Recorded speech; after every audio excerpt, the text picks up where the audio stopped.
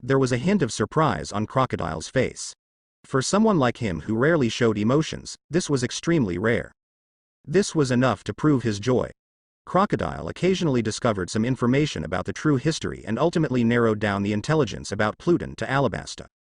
However, simply discovering the information was not enough. The information about Pluton was written in the true history, and unless there was someone who could read the true history, who could decipher it? Perhaps the world government had such a person, but he was simply impossible to obtain. Alabasta's king Nefertari Cobra might be able to interpret the true history, but based on Crocodile's judgment of this king, he believed that he would not tell him. Think about it, who would be willing to tell an enemy who wanted to take away their country such a secret? Wano country might also know how to interpret the true history, but they were closed off from the world. Moreover, there was Kaido and the newly emerged man named Zaraki Kenpachi. He couldn't act recklessly in front of them. However, in reality, he still had a fourth option. Nico Robin, the woman known as the Devil's Child. Uchiha Madara will definitely not come out of the Goa Kingdom at a time like this. It has already become their base. Once he moves, the world government will not miss this opportunity. So, Nico Robin is alone. Crocodile's eyes lit up. Of course, perhaps it wasn't certain, but so what? Besides Uchiha Madara, would he care about anyone else? Quick! Investigate Nico Robin's location, Crocodile ordered without hesitation. And at this moment, Robin looked excitedly at the huge stone in front of her, her eyes shining. Xiao Shu pursed his lips. Back then, I begged her like a dog, and now that I'm done, she finds me ugly. It took so much effort for me to find this relic underground, and now Robin completely ignores me. Robin's eyes were really shining. She stared fixedly at the historical text in front of her, as if she had seen an extraordinary delicacy. Xiao Shu, help me lift it up. After finishing reading, Robin subconsciously spoke. Okay. Xiao Shu cooperated and grabbed the square stone, lifting it up. The historical text was carved on the stone by the ancestors of the Kazuki clan of Wano country during the blank 100 years, and then sent to various parts of the world. Its characteristic was its hardness, extremely hard, the kind that even the world government couldn't destroy. Otherwise, it wouldn't have survived for so long in the hands of the world government. With the world government's long-term blockade and the preciousness of the historical text itself, it was now very difficult to find any historical text. Robin had been wandering for 10 years, and I only found one piece. Now, seeing the second piece, it was enough to make her overjoyed. Raise it a bit higher, yes, a bit higher. Be careful, you're holding a precious artifact. If it breaks, how will you take responsibility? Robin casually commanded while subconsciously speaking. Xiao Shu. Forget it, I forgive you for your impatience, and unsatisfied desire, for the historical text, and for being within reach but out of grasp. Those idioms I used just now don't seem to fit this situation. But looking at Robin's expression, it seems similar to those situations. Could it be that this is the best battlefield sanctuary in Robin's heart? After half a day had passed, Robin meticulously transcribed the small characters on top of the historical text, copying them onto a piece of paper. She then meticulously reviewed them over and over again, finally letting out a sigh of relief. In reality, although the historical text was enormous, the handwriting was not small.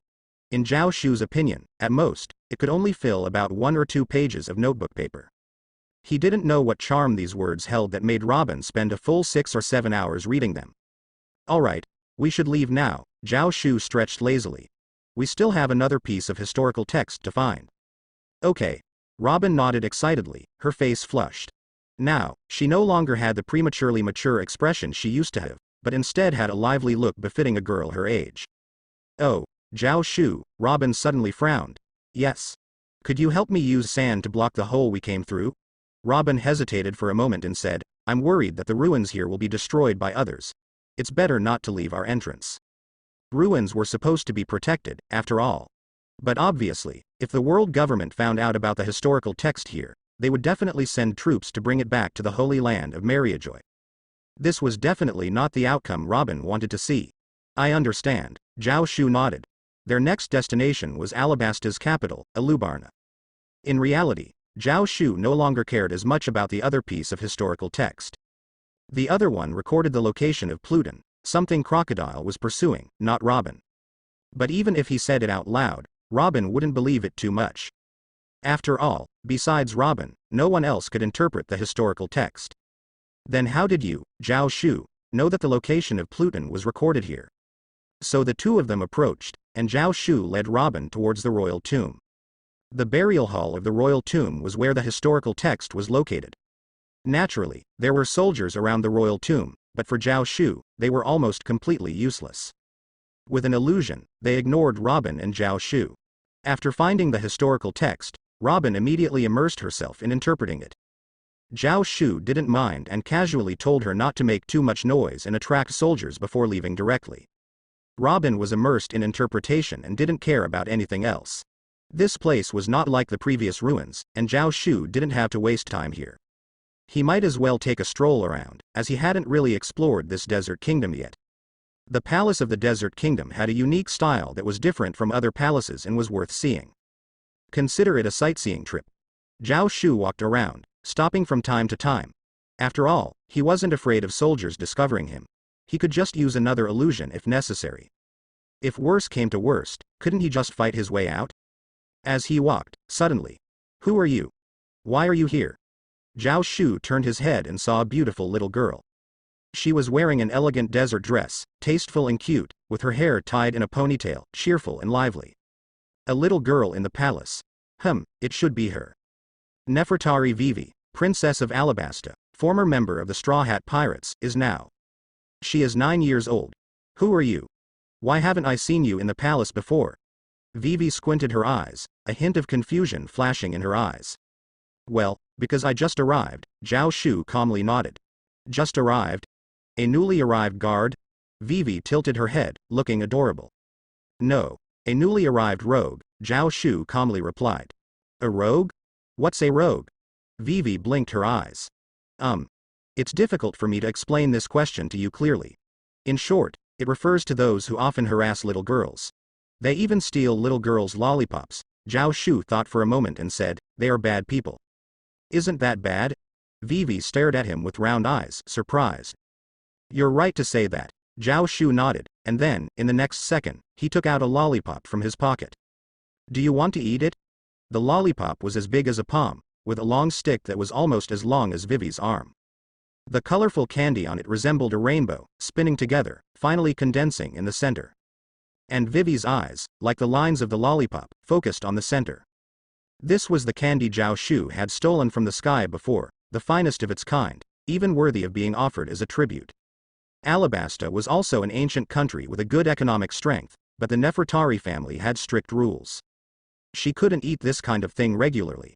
However, Vivi swallowed her saliva and said in a tone that seemed like a martyr's sacrifice, Father said I can't eat other people's things. I see. Xiao Shu fell silent for a moment, then put the lollipop aside. It's not mine anymore, I don't want it now. Then I'll take it. Vivi immediately added, leaning closer. She tore open the wrapper and licked it with delight. Her mouth was small, making it difficult to fit the whole lollipop in, so she could only lick it bit by bit. Her eyes narrowed slightly, revealing a lazy and content expression, truly adorable. However, not long after, a hand reached out from the side and snatched the lollipop from Vivi's hand in a swift motion. Huh. Vivi was stunned, looking at Xiao Shu with a dumbfounded expression. Don't look at me like that, Xiao Shu smiled. I already told you, I'm a person who likes to tease girls, even someone who steals little girls' lollipops. Thina, I'll lick it. Xiao Shu smiled. The little girl became angry, her face puffed up, but she didn't know any insulting words, so she could only. You bad person. I am indeed a bad person, Xiao Shu laughed and continued licking. Isn't it nice for everyone to eat a lollipop together? If anything, I can treat you to some other lollipops later. Xiao Shu's mouth curled up, with a meaningful smirk. Seeing this, Vivi's eyes turned red, and then the little girl suddenly pounced on him. Give me back my lollipop. Meanwhile, are you sure Nico Robin is inside? Crocodile squinted his eyes, looking at the heavily guarded royal tomb. Yes, Mr. One nodded. According to the intelligence, she's inside. Although Robin had a lot of vigilance against being followed, it was impossible for her to kill all the street vendors along the way and erase her own tracks. After all, it wasn't necessary. It was enough to discover the pursuit. With her tracking ability alone, Baroque Works couldn't track her, but that didn't mean they couldn't find her through investigation after the fact. In fact, it was almost the same when they discovered Robin before. I discovered her presence, but couldn't find her trace, so I could only slowly search behind. Anyway, as long as Robin doesn't keep wandering around and has a destination to stay, she will eventually be found. Normally, Robin is accustomed to covert operations, but that's because she rarely stays in one place for a long time. Even if someone discovers her, there's no time to track her. But now she has a destination for the historical text, so she can only endure this risk. Otherwise, she wouldn't have to wait until the world government and the Marines are busy dealing with Zaraki Kenpachi, Kaido, Gilgamesh, and others before requesting to set sail. Based on the estimated time, she has given herself enough time to read it and then leave. But now, Crocodile has appeared. His appearance has made the entire Baroque Works studio more excited. Our boss is a Shichibukai. The ideal country promised by the studio, with the presence of a Shichibukai, seems more real. This is enough to make the Baroque Works studio excited and give it their all. Originally, Crocodile didn't want to show up. After all, the Baroque Works studio has executed many tasks that require him to stay hidden. But now it has reached a point where it's enough to expose his identity. So what if I'm exposed? As long as I get Pluton. Crocodile squinted his eyes. Double check, did anyone see Nico Robin go in? Yes, there seems to be a man accompanying her, Mr. One whispered. The surrounding soldiers didn't react. I don't know what's going on. Good. Crocodile nodded. Boss, what should we do? Mr. One asked. What should we do?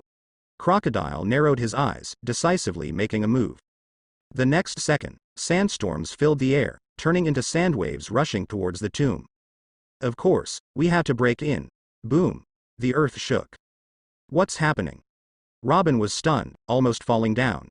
Only then did she snap out of her obsession with the historical text. What's going on? She looked towards the entrance, where the guards' cries of pain and the sounds of battle could be faintly heard. Did something happen to Xiao Shu? Robin instinctively wondered, but then shook her head.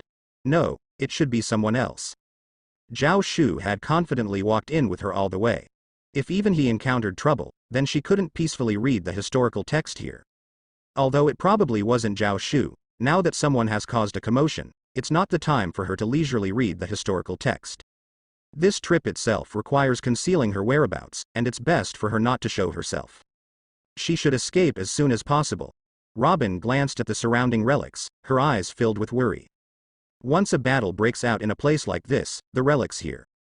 Should I see who exactly has come? If they're weaker, I'll quietly capture them and prevent them from affecting the relics here. Robin squinted her eyes, listening carefully. In her ears, there were already faint sounds of killing, screams, and the sound of sandstorms. Robin's pupils contracted. The next second, a gust of sand blew in, quickly condensing into a human form in front of Robin. Robin exclaimed, Crocodile. I didn't expect our demon child miss to know my name. Crocodile smirked coldly. The name of the 7 warlords of the sea, who doesn't know? Robin's face changed slightly as she took a deep breath. Is that so? I thought I was the one with the worst reputation among the 7 warlords of the sea. Crocodile squinted his eyes and looked at Robin. Although he was joking to some extent, what he said was true. The 7 warlords of the sea all have their own strength, but even just looking at bounties, it's known that Crocodile is at the lowest level among them. Of course, it doesn't mean he's weak. In fact, Crocodile is very strong. Having a Logia ability is a threat no matter where it is. Ignoring the enemy's attacks, his ability is capable of creating disasters. 500 million. Even a useless person can achieve great things with this kind of ability, let alone someone like Crocodile. However, the weakness of Crocodile's ability is also very obvious. He's afraid of water, which is almost intolerable in this era of the Great Voyage. That's why he became the one with the lowest bounty among the Shichibukai. If it weren't for his Logia ability, he might not have been invited by the world government. But in this desert country, he is invincible. Why did you come here? Robin swallowed and squinted her eyes. I came here for the same reason you came here.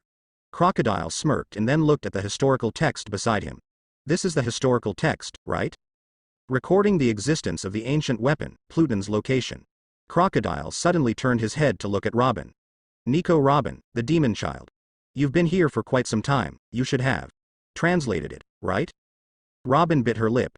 Yes, she had already translated it. Even as Crocodile said, what this historical text recorded was indeed the location of Pluton. This historical text records the blank 100 years of history. Robin gritted her teeth and said, it's not the location of the Yonko that you want to know. She tried to argue, attempting to deceive him. However, Crocodile didn't even listen and directly sneered, it's not the location of Pluton that the Revolutionary Army is so eager to pursue? Robin's mouth twitched, and she couldn't refute it. Because her current identity is indeed a member of the Revolutionary Army. As a member of the Revolutionary Army, if she doesn't focus on the revolution or handle internal affairs in Goa Kingdom, why did she come here? If it were her, she wouldn't believe it either. But in fact, this really has nothing to do with the Revolutionary Army.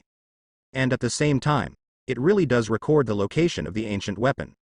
I've been pursuing the historical text all along, and I only came here after discovering the historical text, Robin said in a low voice, making a final effort. Yeah, you just happened to discover the historical text of Pluton, Crocodile sneered disdainfully. Robin's face stiffened, and she said straightforwardly, aren't you afraid of retaliation from the Revolutionary Army? I'm already here, do you think I'm still afraid? Crocodile impatiently said, my patience is limited. Do you really think I won't lay a hand on you? In an instant, his gaze became sharp. What if you do lay a hand on me? Robin also became tough at this moment. Do you really think I'm afraid of you? After all, Robin had participated in several major battles before, and she even fought alongside Uchiha Madara against the Marines.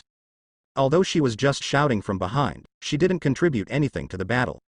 But that doesn't mean she's afraid of a 7 warlords of the sea. 6 flower. Robin crossed her arms. Crocodile's eyes narrowed, and 6 arms grew from his body. In the next second, the 6 arms grabbed Crocodile's neck, arms, and legs respectively, and exerted force together, causing his body to bend backward. This move is enough to break the enemy's bones. However, Robin's expression did not improve, but became more serious. Swish. The arms grabbed nothing, and Crocodile turned into sand and then reformed. Logia devil fruit. It's really tricky. Robin squinted her eyes and sighed. Her ability is strong in a way, but not particularly strong.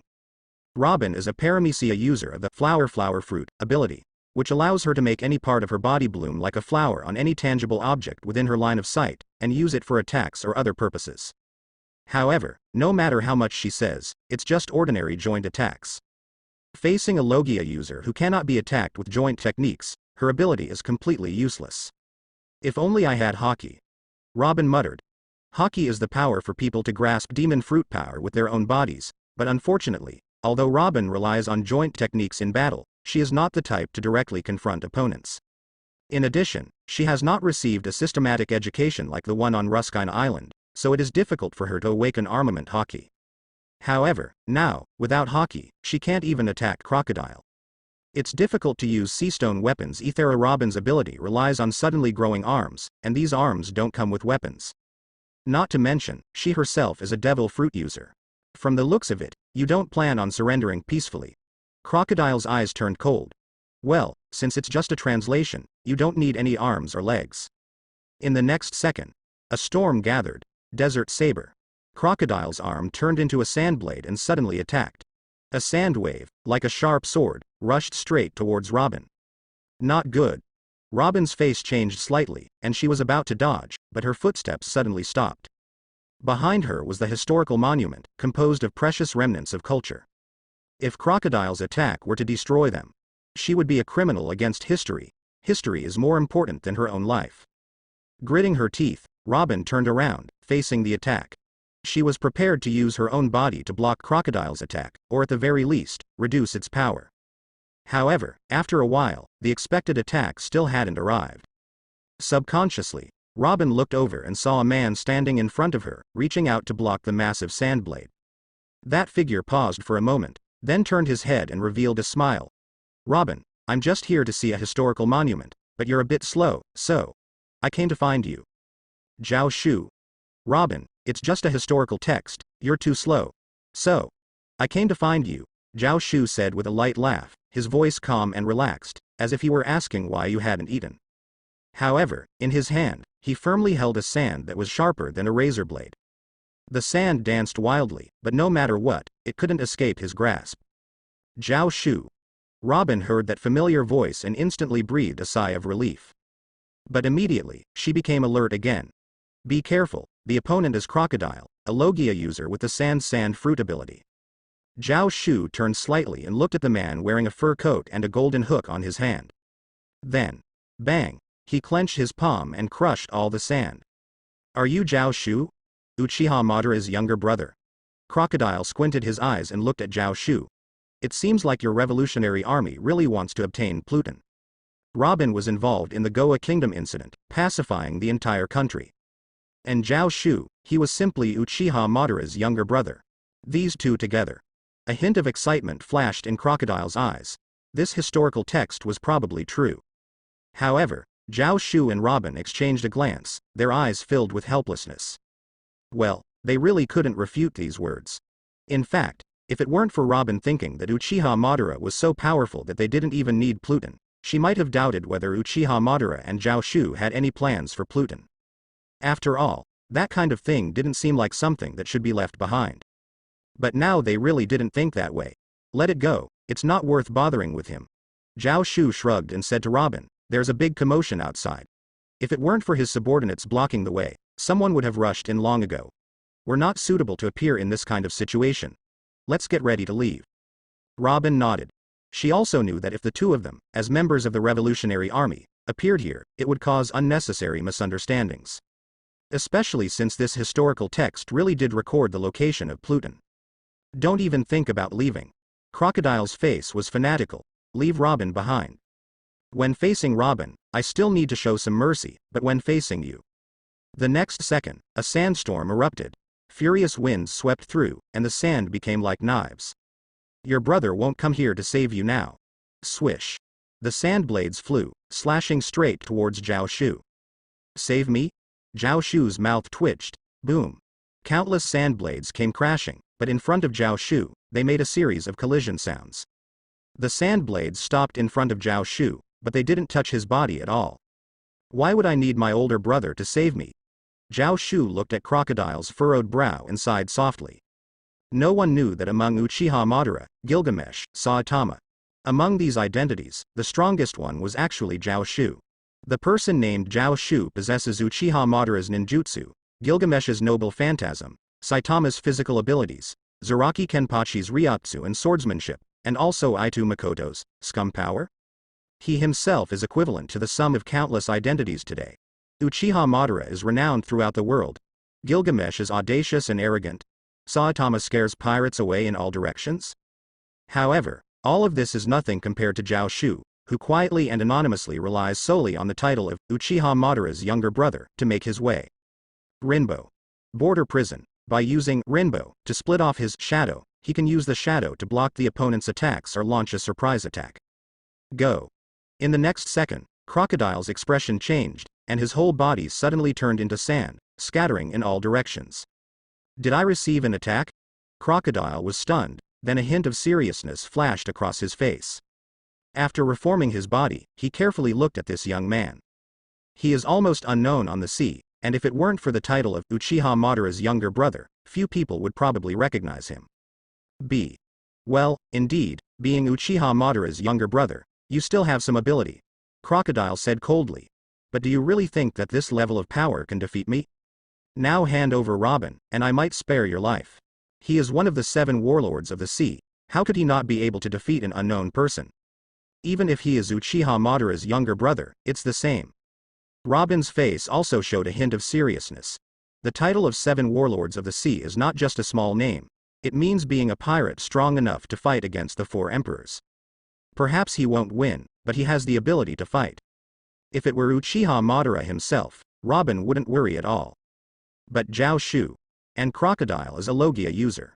Without Haki, how can he win against someone with a power level of Xiao Shu? Should we retreat first? Robin hesitated. It's fine, I'll just defeat him with one punch, Xiao Shu said nonchalantly. Rinbo. Border prison cannot seal ninjutsu and cannot disperse a Logia user's body, but that doesn't mean he can't do anything. In the next second, the seal technique's seal appeared on his arm. Ninja's sealing technique can affect energy, ninjutsu, and as a means to attack Logia users. A fist? Crocodile sneered. Do you think I can't dodge something like that? Fists are indeed quite easy to dodge, Xiao Shu surprisingly agreed with a nod. In the next second, he suddenly appeared behind Crocodile. Boom. A punch was thrown, and Crocodile was heavily blasted into the ground, causing cracks to spread out, almost destroying the entire room. Crocodile himself instantly turned pale, spitting out blood, and fainted. Crocodile, one of the 7 warlords of the sea. Defeated in an instant. Xiao Shu calmly stood up and casually shook his hand. What's hard to dodge is my fist. Crocodile's strength lies in his natural advantage, accounting for 50%. The remaining 50% belongs to the desert nation of Alabasta. In the desert, he can fight several opponents of the same level by himself. However, the problem is that this is a royal tomb, and there isn't much sand that he can utilize. Furthermore, if there is a method to counter Logia abilities, he can be considered one of the people that the Shichibukai can deal with. One punch. Just one punch defeated Crocodile. Robin blinked her beautiful eyes, astonishment evident in them. In fact, no one, including her, who knows a little about Xiao Shu's strength, expected him to be this strong. Can the 4 emperors easily defeat a Shichibukai like him? Robin deeply doubted this. A person who can be taken down with one punch by the 4 emperors is not qualified to become one of the 7 warlords of the sea that the Marines can recruit. But now, just how strong is Xiao Shu? With such strength, why did he hardly make a move from beginning to end? Robin, have you finished reading the historical text? Xiao Shu suddenly spoke up. Ah. Yes. Robin was taken aback, then quickly nodded. Then let's go. Xiao Shu shrugged. While there's no one here, let's retreat. Although Alabasta's strength is average, there are still a few formidable warriors. Koza of the Falcon, Kaku of the Wolf. No one is coming to the royal tomb now because Mr. One is blocking the entrance. However, it's unknown how long he can hold on by himself. Xiao Shu and Robin are not afraid of them, but there's no need to expose their whereabouts here. Alright. Let's go. Robin quickly reacted and immediately nodded. Then, she saw Xiao Shu casually pick up Crocodile. Do you want to take him with us? Robin's mouth twitched, unsure of what expression to show. Of course, see if we can sell him for some money. Xiao Shu nodded, then sighed lightly. I've already made a move, so I can't leave empty-handed. After all, the person I saved hasn't even said, "Thank you for saving me, I'm grateful and can only offer myself," yet. Upon hearing this, Robin's face turned red. Then she glared fiercely at Xiao Shu and walked over with big strides. I would never say such things. Escaping from the royal tomb is not difficult. With Xiao Shu's illusion abilities, it's easy to confuse the soldiers and leave in front of them. On the other hand, Mr. One has been guarding there all along. By the time Xiao Shu and Robin left Alabasta and arrived at the coastline, they had already learned from Alabasta's announcement that he had been defeated and captured. Although Mr. One is not weak, he ultimately fell into the fate of being captured when faced with an endless stream of soldiers, plus a few exceptional experts among them. It was the revolutionaries brought by Xiao Shu that looked shocked at how did their superior go out for a stroll and bring back 10 Shichibukai?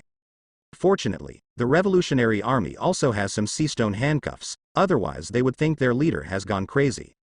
Is it really okay for you to bring the Shichibukai so casually? And where did you bring the Shichibukai from? The crowd was astonished in their hearts, but they didn't dare to ask too much. They just treated it as one of the revolutionary army's actions and silently set sail. On the other hand, Robin squinted her eyes and asked, Xiao Shu, what do you plan to do? The Shichibukai are not our allies, they might even become enemies.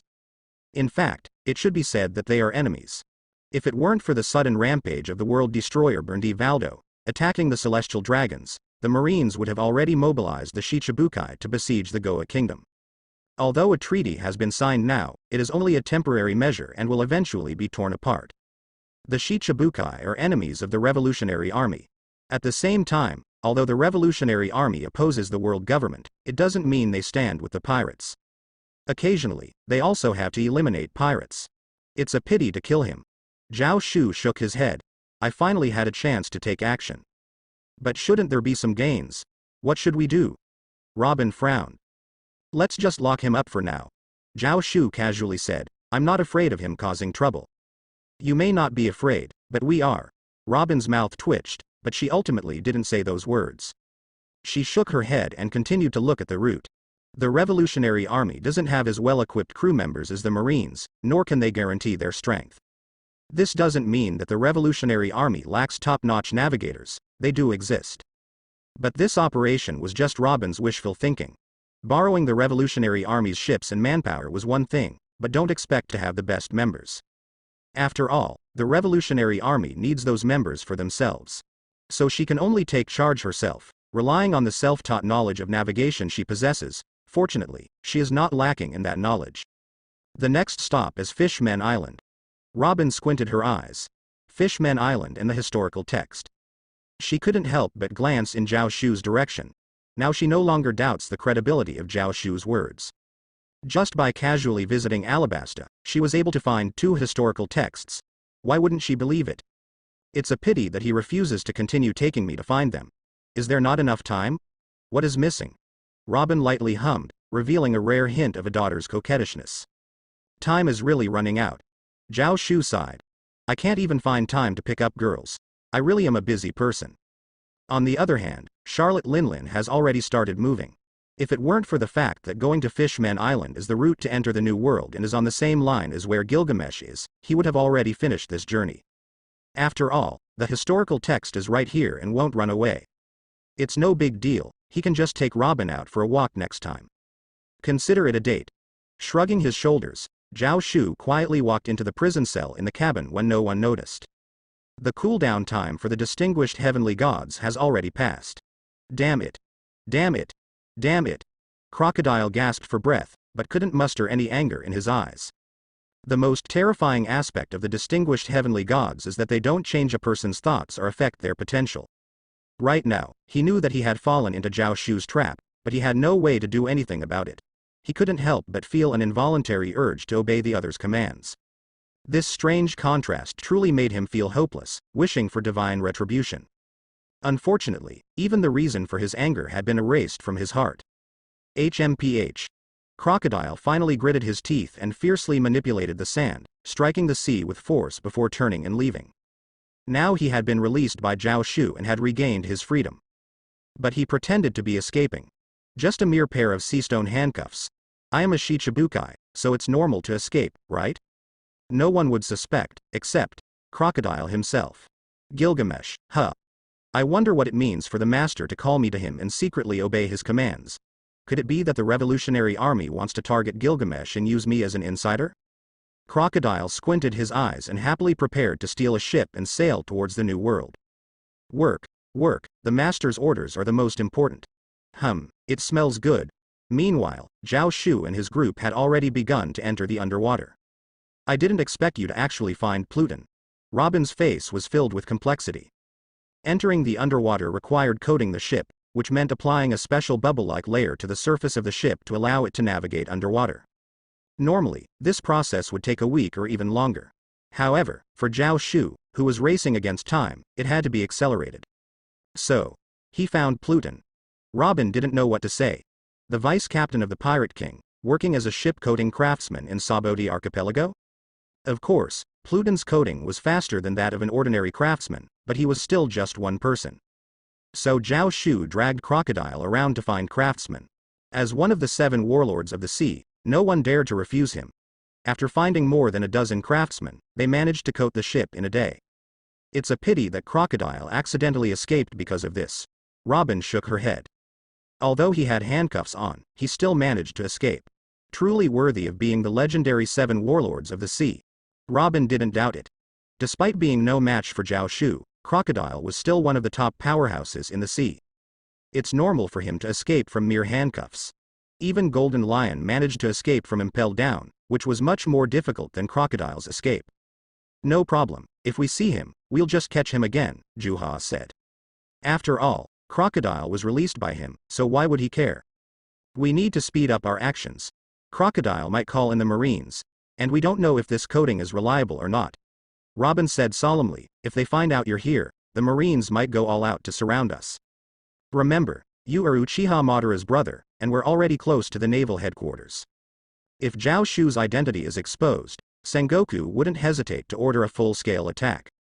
For the sake of, even if it's just a tiny bit of influence on Uchiha Madara.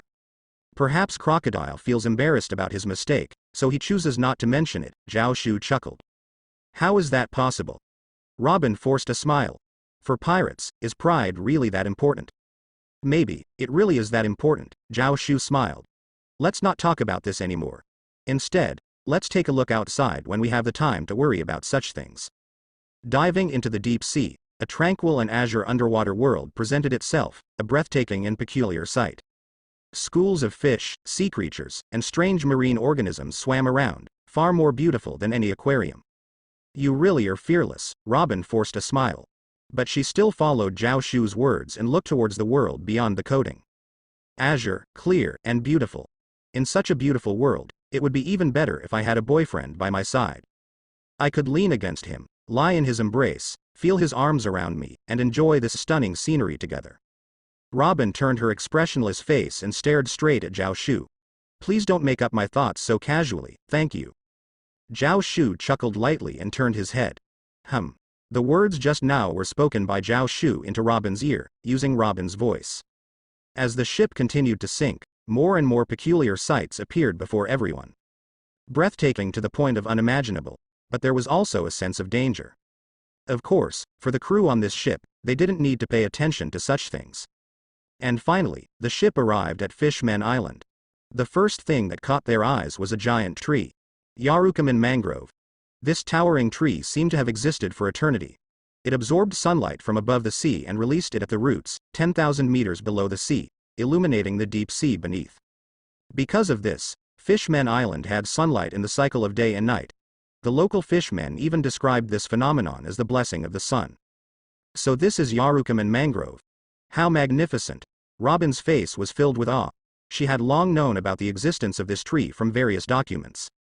But after seeing it with her own eyes, she felt that the descriptions in those texts were so pale. Xiao Shu nodded in agreement. The grandeur of nature can sometimes surpass people's imagination. Such a country, no wonder it has a rich history. Robin took a deep breath, her eyes filled with joy. Xiao Shu nodded and smiled. This country not only had a rich history but also possessed Poseidon. One of the 3 ancient weapons, and the only one that Xiao Shu had encountered before his transmigration. An ancient weapon that was still alive. Suddenly, Xiao Shu's eyes flickered, and he reached out his hand. When he withdrew his hand, he was holding a spear. Where did this attack come from? Robin frowned. It's not aimed at us. Xiao Shu calmly looked at the spear, which had a heart-shaped envelope attached to it, clearly a love letter. But we can still retaliate. The Fishman Island floats in the deep sea, surrounded by a huge double-layered bubble membrane shield. From a distance, it looks like a fantasy world. Similar to Sky Island, outsiders usually have to go through immigration inspection, otherwise they will be arrested by the Poseidon army of the Dragon Palace Kingdom. There's no way around it. I guess they were forced by those pirates who secretly capture slaves. Xiao Shu and Robin are not afraid of the Poseidon army on the Fishman Island, but if they don't enter the Fishman Island through the correct path, the coating will automatically peel off and merge with the shield on the Fishman Island. At this depth of 10,000 meters underwater, once the coating is removed, it can be said that it's basically impossible to escape unless you are also a fishman. The main text of history is in the sea forest northeast of the Fishman Street. After entering the country, you can go and see it yourself, Xiao Shu calmly said. Aren't you coming with me? Robin slightly tilted her head. After all, Xiao Shu had taken her there twice before. The first time was a relic. If I don't go with you, how can I find the location? Xiao Shu glanced at her. The second time was a royal tomb. If I don't take you there, can you easily get in alone? But you don't need to take me here. Anyway, you can see it directly when you go. Why should I go with you? Robin blushed slightly. She was used to it, wasn't she? Speaking of which, Xiao Shu didn't really like to read historical texts. He wasn't very interested in history, so why did he subconsciously feel that he should go too? Or did she want him to go? Do you have something to do? Robin coughed twice. Since we have nothing else to do, let's go to the sea forest together. It's better not to cause any trouble here, otherwise we really won't be able to leave. I'll just read a historical text, it'll be quick. Before she could finish her sentence, Robin blushed under Xiao Shu's gaze. It really will be quick. Robin couldn't help but say. Yeah, quick. If it wasn't for me running over, you would have been captured by Crocodile. Xiao Shu said impatiently. You have no sense of the passage of time when you're reading a book. In fact, Xiao Shu had no idea why that short historical text could be read for so long. It's only about 1,000 words, which would only take half a page in a novel. Even with translation, it shouldn't take too long, right? However, Robin could sit here for half a day, even feeling like she could sit for 3 to 5 days without even eating. Fools who can't appreciate the beauty of history. Robin muttered to herself in a low voice, blushing and shaking her head, not wanting to argue with this guy. Xiao Shu didn't mind either. In fact, he had something to do as well. He looked down at the spear and love letter in his hand and smiled without saying a word. Passing the immigration inspection was not a big problem. Although the Fishman kingdom had a monarchy system, it had little to do with the Revolutionary Army. They had quite a bit of conflict with the world government, so they naturally wouldn't target the Revolutionary Army. However, when Xiao Shu reported his name, it caused quite a stir. So that's Uchiha Madara's younger brother. The younger brother of that murderer. How did he end up in our Dragon Palace kingdom? Looking quite thin and weak. Is he really the brother of that fierce man? Many of the Dragon Palace guards couldn't help but look towards Xiao Shu, causing his eyes to twitch. They even couldn't help but have some doubts. Did I make a mistake in playing the role of Uchiha Madara's brother? It feels like I'm being treated like a giant panda. Robin sneaked a laugh from behind and quietly slipped away. She still had to go and read the historical text. Not long after, a tall fishman rode on a small whale and approached. You must be Mr. Xiao Shu. Welcome to our Fishman Island. Oh, I am the Fishman King, Neptune. Neptune let out a chuckle and warmly said. Hello. Xiao Shu smiled. I didn't expect the king himself to come directly. After all, you are a member of the Revolutionary Army, and the brother of that person. Neptune laughed, being quite straightforward. It seems that we revolutionaries are not very friendly with your world government allies, Xiao Shu said meaningfully. Although the Fishman Island and the world government have some grievances, they joined the world government as an ally 200 years ago. We have connections with some pirates too, but that doesn't affect the fact that we are allies of the world government. Neptune didn't mind, he just smiled and said, for example, Jinbei, one of the Shichibukai, is our national treasure. Indeed, he is a king, able to speak appropriately to different people. Who doesn't know that Jinbei joined the 7 warlords of the sea to protect the fishmen? The kings in One Piece are actually quite powerless, whether it's Doflamingo in Dressrosa or Cobra in Alabasta, they always have to worry about this and that when facing real powerhouses. The person in front of Xiao Shu is even more pitiful, he even has to raise the pirate flag to defend his country. Do you have any business coming to our Ryugu kingdom? Neptune asked warmly. Sort of. Xiao Shu smiled. Neptune waved his hand generously. Whatever it is, if you need any help, just say it. He certainly didn't know Xiao Shu's true strength, but just the identity of Uchiha Madara's brother is enough to make him bow down. That's the monster who was able to defeat the entire army, including the fleet admiral, admirals, dozens of vice admirals, 10 warships, and even veterans like Garp and Suru, all by himself. But it's not me who needs help, it's you. Xiao Shu's mouth curled up as he held the spear he had just grabbed. It seems like your daughter is causing some trouble. Xiao Shu squinted his eyes and said, finding it somewhat amusing. In Alabasta, he went to flirt with Vivi, and now he's preparing to flirt with Shirahoshi. Speaking of which, is this journey to find the historical text with Robin going to turn into a journey of flirting with princesses? Upon hearing Xiao Shu's words, Neptune couldn't help but sigh. The flying pirate crew, Vander Decken IX's intimidating proposal, has been going on for quite some time, and almost the entire mermaid kingdom is aware of it. But what can he do? Vander Decken IX's whereabouts are unpredictable, and his strength is formidable. Neptune is no match for him. He just didn't expect that even Xiao Shu, who had just arrived not long ago, would be aware of it. He didn't think about trying to argue or cover up the truth, as he didn't have the mentality of a human king. After all, Xiao Shu came with Vander Decken IX's love letter. What was there to argue about? But this trouble is not ordinary. Neptune sighed lightly. Can you help me solve this trouble? Sure. Xiao Shu nodded. But this is underwater. Neptune was a bit skeptical. It's just a small advantage, nothing significant, Xiao Shu said nonchalantly. Indeed, underwater merfolk have their advantages, but so what? Does that mean that ants can defeat a real dragon underwater? Merfolk don't need to breathe and can ignore some of the water's resistance, even using it to enhance their attacks. But that doesn't mean they are the rulers. Otherwise, there wouldn't be a single merfolk among the 4 emperors. In the end, merfolk have been oppressed by humans to the point where they can only survive underwater, and even the underwater world could be captured and enslaved. While they do have advantages, the gap is not insurmountable. Neptune fell silent for a moment. He also knew this, although he didn't want to admit it. Can he do it? He is just Xiao Shu, not Uchiha Madara. Of course, Neptune didn't bring up such a question. Even if Xiao Shu fails, he can still do his best to rescue him. Or even if he doesn't rescue him, Vander Decken X wouldn't dare to do anything to Xiao Shu unless he wants to die. Of course, we won't work for free. We still need to discuss compensation, Xiao Shu smiled. How much money? 1 billion berries. 2 billion berries. Neptune didn't care about such small amounts of money. The Mermaid Kingdom has a large number of deep-sea specialties. If it weren't for the lack of good sales channels for merfolk, Neptune could be considered one of the wealthiest people. But even if there are no good sales channels, it doesn't mean he will be poor. Do you think the Revolutionary Army lacks money? Xiao Shu smiled and then continued without waiting for Neptune's response, of course, we do. But what we lack is not 1 or 2 billion berries, but a long-term and stable income. Neptune frowned and asked, what do you want? Cooperation. Win-win. Xiao Shu smiled and said, merfolk have a natural disadvantage on the surface and find it difficult to have a perfect sales channel. But we, the Revolutionary Army, have it. You want me to cooperate with your Revolutionary Army? Neptune was taken aback.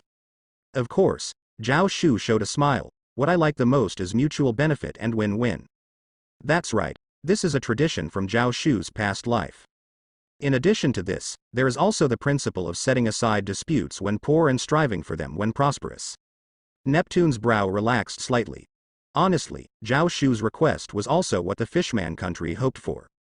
Even if it's not much compensation, he also wanted to gain some trading channels. As for cooperating with the Revolutionary Army, the anger brought to the Fishmen by the world government is not insignificant. But when it comes to negotiations, even if the other party speaks to your heart, you can't easily show joy. So Neptune put on a thoughtful expression, his face full of contemplation. Xiao Shu smiled and casually said, by the way, do you know why Vander Decken X insists on pursuing Princess Shirahoshi, whom he has only met a few times? That's because when Princess Shirahoshi was 6 years old, Vander Decken X saw her with a group of giant sea kings. Neptune's face changed drastically, and he quickly interrupted. You don't need to say it. I agree. Is this where Princess Shirahoshi lives? Xiao Shu looked at the tower in front of him, his brow furrowed. The hard shell tower is Princess Shirahoshi's bedroom and a refuge from pursuit. The entire building is made of steel, with various weapons inserted into the surface, eerie and cold. Regardless of the interior decorations, just looking at the exterior, it doesn't seem like a place where a girl should live. Not to mention a princess. My daughter, Shirahoshi, has been here for 2 years. She didn't even dare to attend her mother's funeral. Even if it's just for meal delivery, it can't exceed 5 minutes, Neptune sighed lightly. Unless I'm with her, I wouldn't dare let her leave this room. Apart from Neptune, the Sea Knight, who else can guarantee resistance against Vander Decken IX's attacks? In fact, if Xiao Shu hadn't come, Shirahoshi would continue to hide in the tower for several more years before she could welcome her own dawn. It's okay, in a little while, she will be able to move freely, Xiao Shu said, then walked into Princess Shirahoshi's chamber through the open door. Unlike the cold iron walls outside, the room was decorated in a cute manner. The main color was warm pink, with various large dolls and toys, clearly showing that Neptune did not mistreat his daughter. However, as a king, he couldn't be with his daughter all the time. And without his protection, Shirahoshi could only obediently stay in the tower.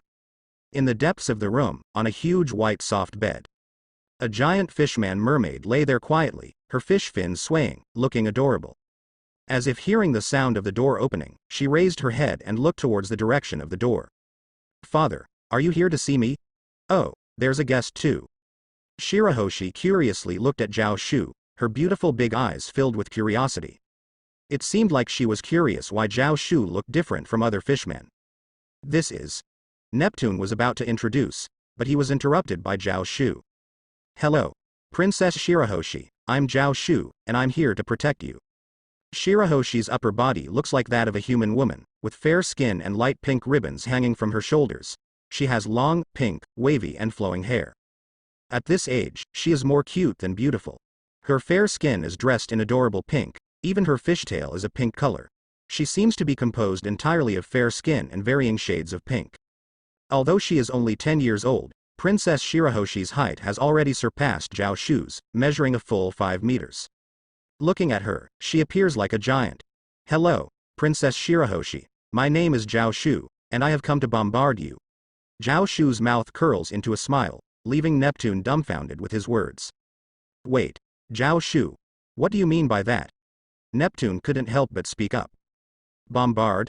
What does bombard mean? Shirahoshi's face is full of confusion, asking curiously. This word is completely unknown to her. Oh, it's nothing. Xiao Shu's mouth curls up. It's just a fun interaction, you will definitely love it. Oh? Shirahoshi tilts her head, looking adorable. If it weren't for her towering height, someone would have probably couldn't resist hugging her. Yes, I'm talking about Xiao Shu. Shirahoshi's beauty is officially recognized as one of the 3 top-tier beauties in the world of One Piece.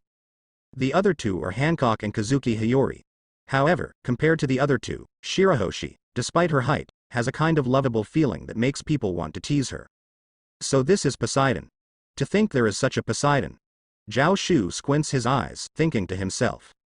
Shirahoshi is a mermaid princess who appears only once every 800 years and can communicate with sea kings, the kings of the sea. Although both mermaids and fishmen can summon and communicate with fish, only Shirahoshi and the mermaid princess from the blank 100 years possess the legendary ability to control sea kings. Control sea kings.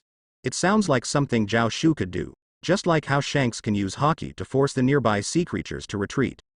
But this can truly be called the power to destroy the world. The largest known living creature, the giant battleship San Juan Wolf, is 180 meters tall and is currently under the command of Gilgamesh. It can be considered a strong force in the world. But the supergiant sea kings summoned by Princess Shirahoshi are the pinnacle of all marine creatures. They are at least 5,000 meters long, possess considerable intelligence and lifespan. Based on their telepathic communication, it is estimated that they have existed since the era of the previous mermaid princess. If these creatures were to create huge waves and launch attacks, I don't think any country could withstand it. After all, in the world of One Piece, most of the world consists of islands.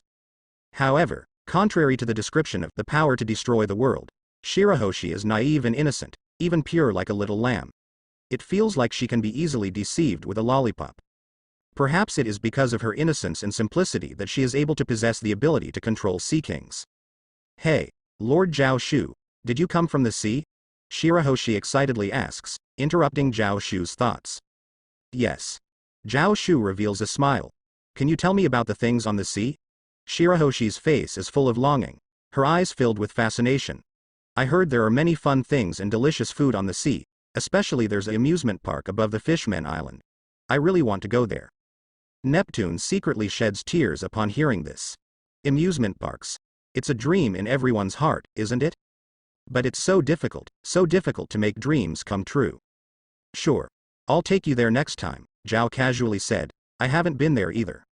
Really? Shirahoshi's fishtail wagged happily, but the next second her face was filled with hesitation. But I heard that the sea is dangerous, and amusement parks are also dangerous. Yeah, it's quite dangerous, Zhao nodded. But it's okay, if someone poses a danger to us, we just need to defeat them. Nippon beside them. The two chatted and laughed. Occasionally Zhao would tell stories about the sea, which was enough to confuse Shirahoshi and make her smile. Unlike Usopp, the stories Zhao told were all true, no need for fabrication. At most. Some happened to Gilgamesh, some happened to Zaraki Kenpachi. That's a gun. Damn it. Stop it, it's coming this way. A commotion came from outside the tower, and Princess Shirahoshi seemed to sense something, her body trembling. Familiar scenes, familiar fears surged up, causing her to instinctively close her eyes. But the expected sound of sword clashes did not come. When she opened her eyes again, she saw several gun blades in her hand. The sword kept trembling, as if trying to escape from his grasp. But soon, Zhao exerted force with his arm, and a pile of weapons turned into scrap metal. It seems like it's not the time to continue chatting now. Zhao sneered, then turned his head and asked, the direction the swords came from is the direction of Vander Decken IX, right? Yes, Nippon nodded. Are you going? After hesitating for a moment, he said, actually, even if you don't go, we can still proceed with this transaction. Both sides will benefit from trading with the Revolutionary Army. There's no need to treat it as a reward. Of course I'm going, Zhao said with a cold expression. Disturbing my conversation with my little sister, does that guy Vander Decken really know what mistake he made? Well, it's a capital offense. With that, he walked out directly. Pirate World.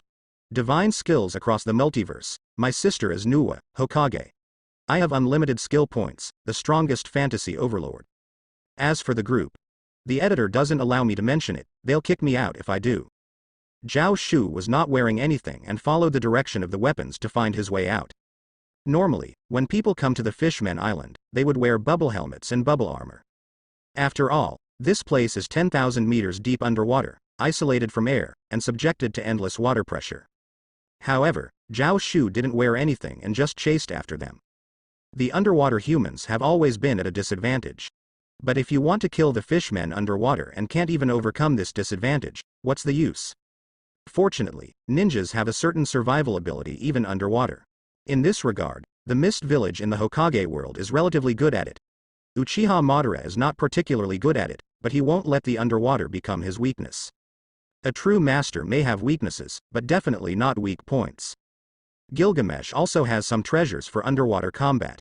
Not to mention Zaraki Kenpachi, who already brings a feeling that doesn't belong to humans. And Saitama. He is not afraid of fighting underwater at all. Xiao Shu chased after them all the way, occasionally sensing the source of the weapons. Fortunately, the weapons shot by Vander Decken X were not all shot at once and then done. Instead, they were shot intermittently, as if playing a drinking game. If he lost the game, he would shoot one. So while destroying Vander Decken IX's weapons, Xiao Shu followed the direction of the weapons and quickly found the target. It's this one. Xiao Shu squinted his eyes and looked at the ship not far away. The ship was dilapidated, with even the sails torn. The bow of the ship had a skull pierced by swords, making the whole ship look like a ghost ship. The Flying Dutchman. On the deck of the ship, a fishman responsible for lookout reported loudly. Lord Vander Decken, it seems like something is approaching us. Something. What is it? Vander Decken X wore a small hat, draped in a cloak, and covered by a large bubble. Standing on 4 legs, with one hand wearing a glove. He picked up the telescope, but the dim vision of the deep sea made it difficult to see clearly. I can't see it clearly. It seems to be coming towards us. Is it a fishman? Just kill it. Whether it's a fishman or something else, does it make a difference? The crew members also looked over and discussed for a while. Soon, the figure approached closer, and those with sharp eyes had already seen Xiao Shu's figure. A human. How can a human be in the deep sea? He doesn't seem to be wearing a bubble. What's going on? Vander Decken X widened his eyes and looked at Xiao Shu, saying, Human. How did you end up here? Although he is a fishman, he can only wear a bubble to survive because he ate the devil fruit.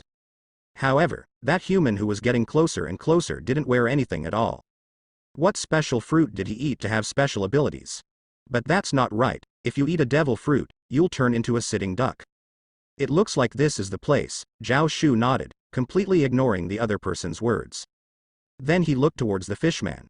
You're Vander Decken IX, right? Oh. You know me? Vander Decken X squinted his eyes. What do you want with me? If it were an ordinary person, he would have already attacked without hesitation. But facing a human who could inexplicably move underwater, he thought it would be better to be cautious. It's you. That's enough. I haven't made a mistake, Xiao Shu said nonchalantly, paying no attention to anyone in front of him and speaking to himself. He slowly raised his fist. To be honest, I don't have much interest in Shirahoshi. I may say I want to marry her, but the height difference is enough to make me helpless. She hasn't even grown up yet, and she's already twice as tall as me. When she's fully grown, she'll probably be 3 or 4 times taller. Based on the average woman's body size, even if we were to really get together, our intimate life wouldn't be harmonious. Unless I use some kind of enlargement technique or something, but using that kind of thing in a marital relationship would be too uncomfortable, wouldn't it? After all, reality is like this. Even if I have exceptional talent and a size of 38, I still can't compete with a giant in terms of length and girth. Cute and beautiful as she may be, it doesn't create any desire. Xiao Shu casually spoke, ignoring everyone in front of him as if he were chatting with the air. That's right, this is actually his true thoughts. He's just that kind of practical man. Of course, even if it's difficult to use, if he could. Why not? You also want Shirahoshi? Vander Decken X didn't pay attention to what Xiao Shu specifically said, but when he heard the name Shirahoshi, his eyes immediately widened and he emitted a murderous aura.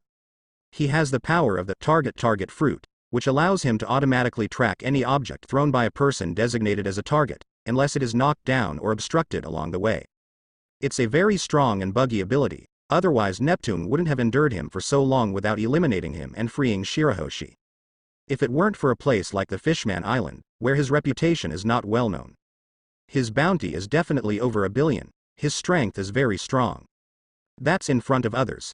But, you forced a little girl to hide in a place called a boudoir, which is actually a prison, for 10 years. Even if I don't want to do anything, I would still be a little angry, Xiao Shu calmly said, completely ignoring the commotion of the fishmen on the Flying Dutchman. They brought out cannons and aimed them at Xiao Shu.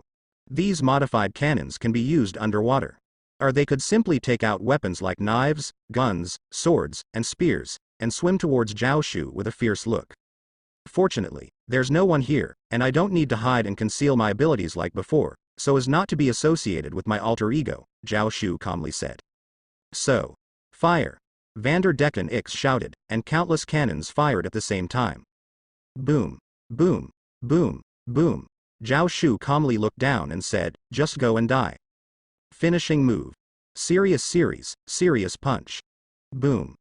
Although Saboti Archipelago was temporarily sealed off due to Uchiha Madara's incident, it is still the closest island to the naval headquarters in the Holy Land Mariajoy. After the sealing, it gradually regained its prosperity. Of course, despite the continued existence of darkness after the Marine's cleansing, it was weak and far from being as stable as before. The people on the island still lived relatively well. At most, people like Shaki, who relied on the darkness for a living, would occasionally complain. Life went on as usual, with pirates occasionally coming and the Marines occasionally chasing after them. It seemed like everything was gradually returning to how it used to be. However, today seemed a bit different. Buzz. Buzz. Buzz. The island trembled.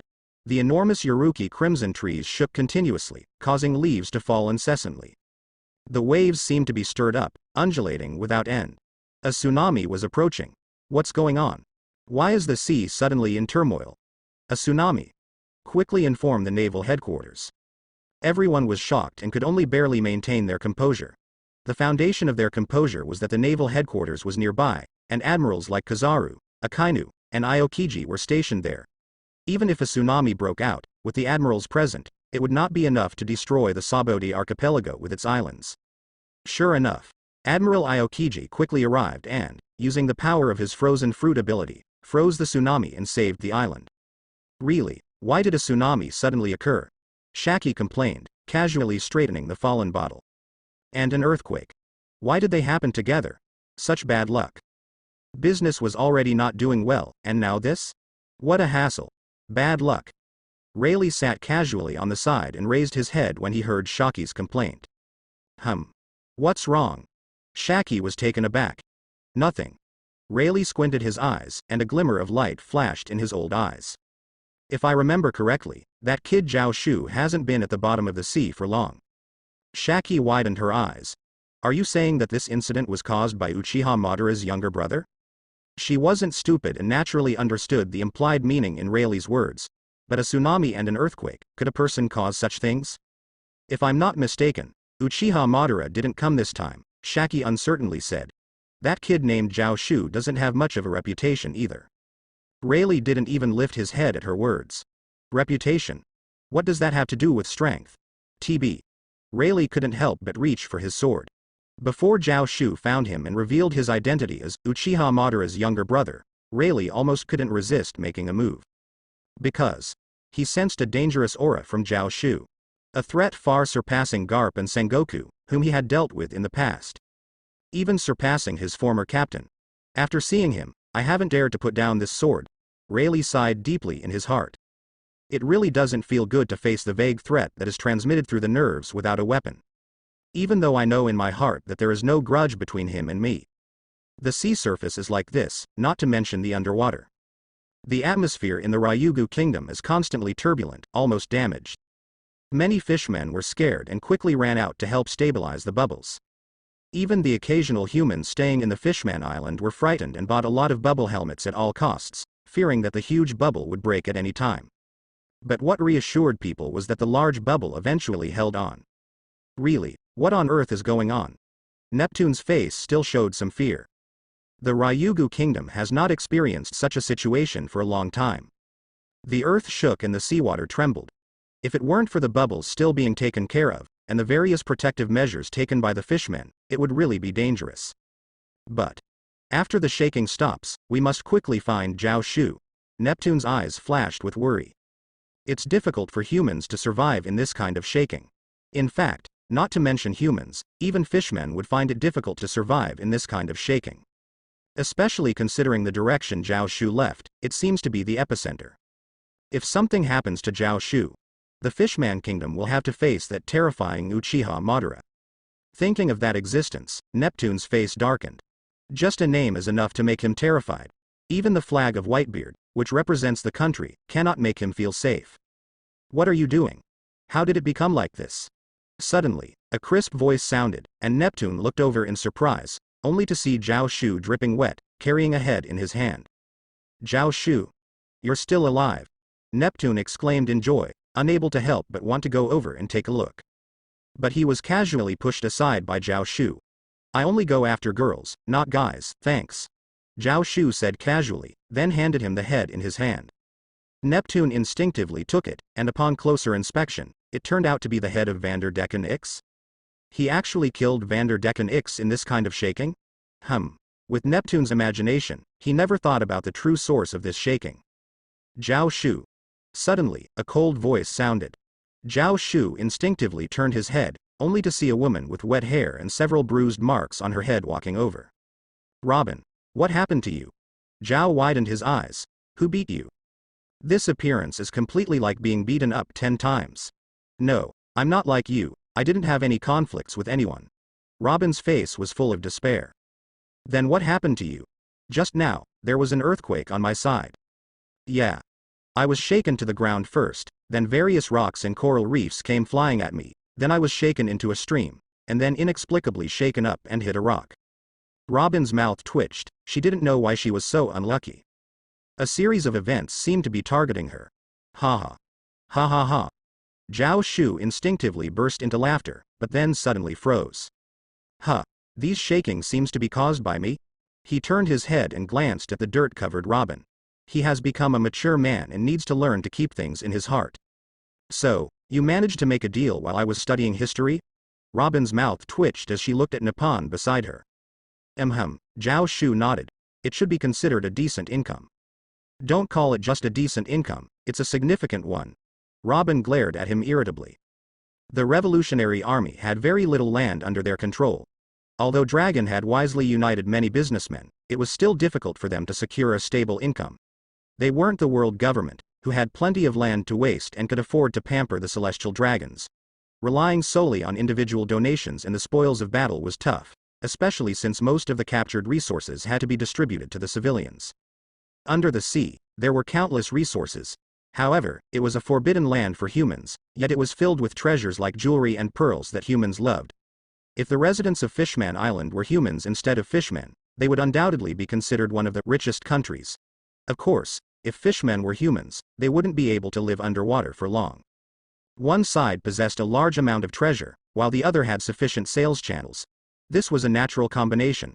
Robin didn't need to think twice. This long-term and stable income would undoubtedly bring significant results to the revolutionary cause: the cultivation of personnel, the mobilization of resources, the arrangement of spies. It would greatly promote the development of the Revolutionary Army. You can handle the specifics of the transaction. I don't want to deal with these troublesome matters. Xiao Shu waved his hand indifferently. He was ready to go see Shirahoshi again and then leave. He couldn't afford to wait any longer on Gilgamesh's side. Once the matter on Fishman Island was resolved, he could leave a clone to wait for Robin's return and then depart himself. As Xiao Shu walked over to Robin, he suddenly heard her whisper something. Thank you. This time, their purpose for setting sail was solely to fulfill Robin's request, to find the true history. Although she did have the authority to mobilize ships and had made significant contributions, as an insider of the organization, it was easy for her to be criticized for using the organization's resources for her own benefit. Now, with this achievement, it was enough to silence any idle talk and even earn her a lot of credit. It's nothing, Xiao Shu calmly replied. Then, he walked into Shirahoshi's chamber. New World, Usopp Island. Gilgamesh and the others had conquered Usopp Island today, turning it into their 10th territory. It had been 17 days since they had penetrated Charlotte Linland's territory. They were openly declaring war, seizing her land, ruthlessly defeating her army, and mercilessly eliminating her soldiers. In this situation, Charlotte Linlin couldn't possibly sit still. In fact, she hadn't.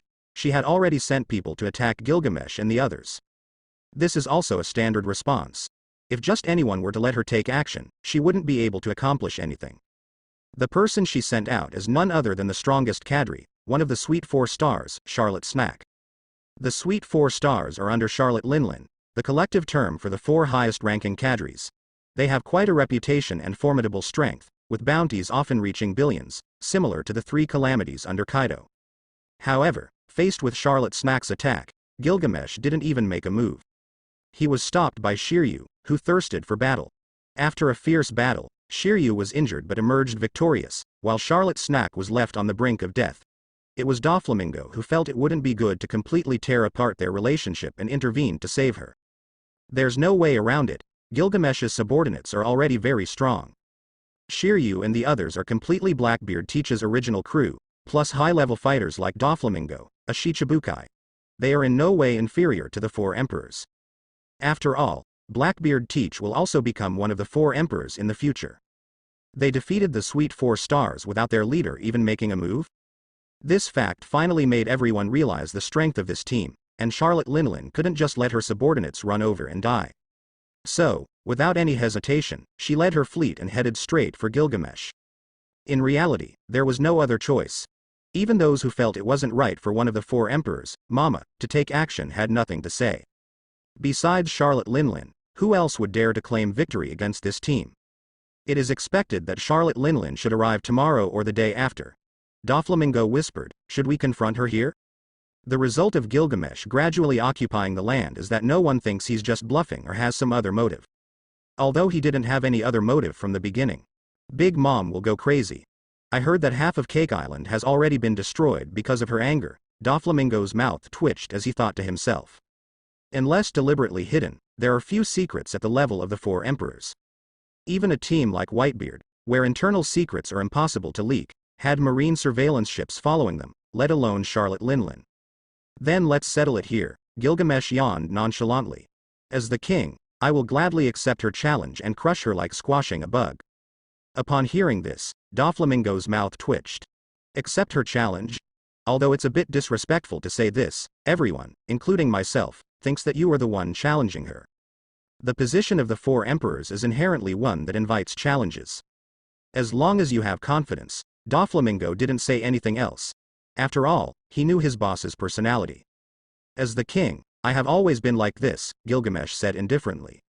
The confidence of a king? Gilgamesh glanced in a certain direction. Who made my true body already come? If it weren't for you constantly keeping me here and not giving me time to disappear, the one speaking to you right now would already be my true body. Wushan Island is just an ordinary island. What makes it extraordinary is, it is about to become a battlefield. And not just any ordinary battlefield. Xiao Shu clearly felt that many people have left Wushan Island recently, but there are also many newcomers. They must be people from the world government, Xiao Shu thought to himself. Although he is not familiar with the haki commonly used in the world of pirates, he has a similar ability to sense the aura of power in other templates. These individuals with considerable strength clearly resemble the government's CPs. Of course, he also noticed some other people, some of whom have even clashed with the CPs, indicating the presence of other forces. 4 emperors. It seems that Gilgamesh's strength is still imprinted in everyone's minds, Xiao Shu thought to himself. If it weren't for Gilgamesh's strength, why would they come here? Every year, countless pirates provoke the 4 emperors, but 99% of them don't even have the qualifications to report their names to Charlotte Linlin. However, even before Gilgamesh started fighting, other intelligence agencies came over, and Xiao Shu even discovered traces of the Revolutionary Army.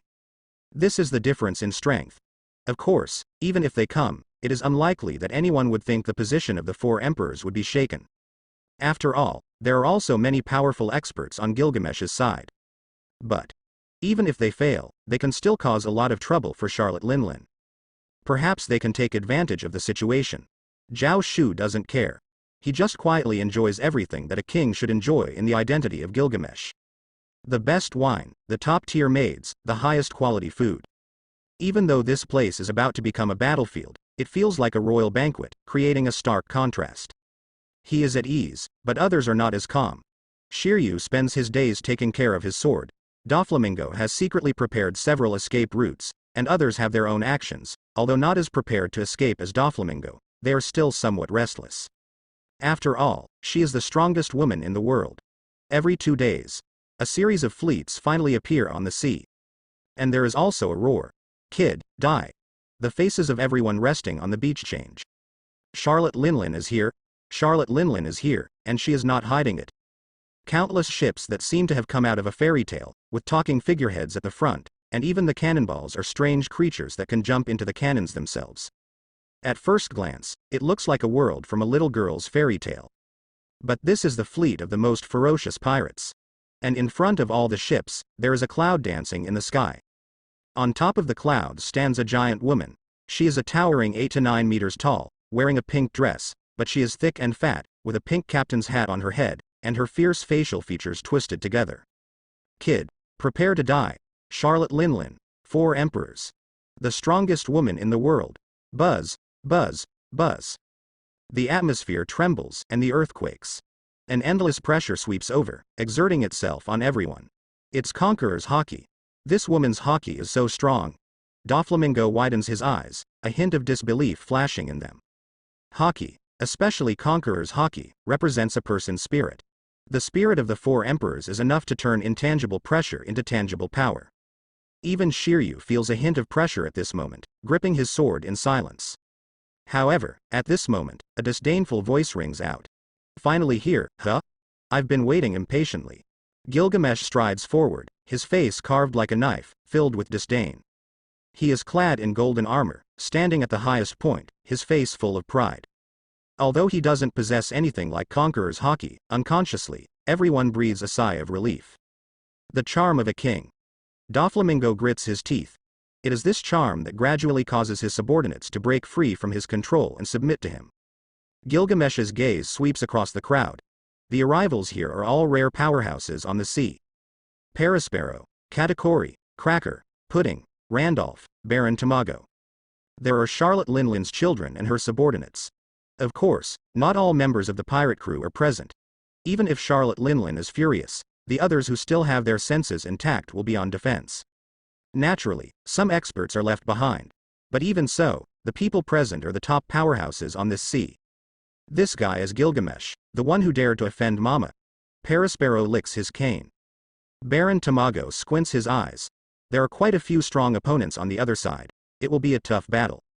Pudding can't help but glance at the most dazzling figure. He looks quite handsome. What a pity, he's about to die soon.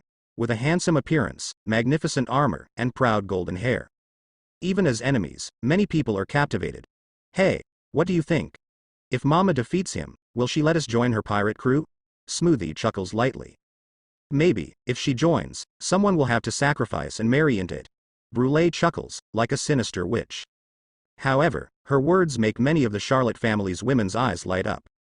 Such a handsome man, if they were to marry him. After Mama defeats him, should we try to plead a little? However, at this moment, Gilgamesh's gaze finally falls on Charlotte Linlin, who is riding on Zeus. A look of anger instantly appears on Gilgamesh's face. A lowly dog who is only fit to crawl on the ground dares to float in the sky that should only be ruled by kings. Don't get ahead of yourself, you lowly peasant.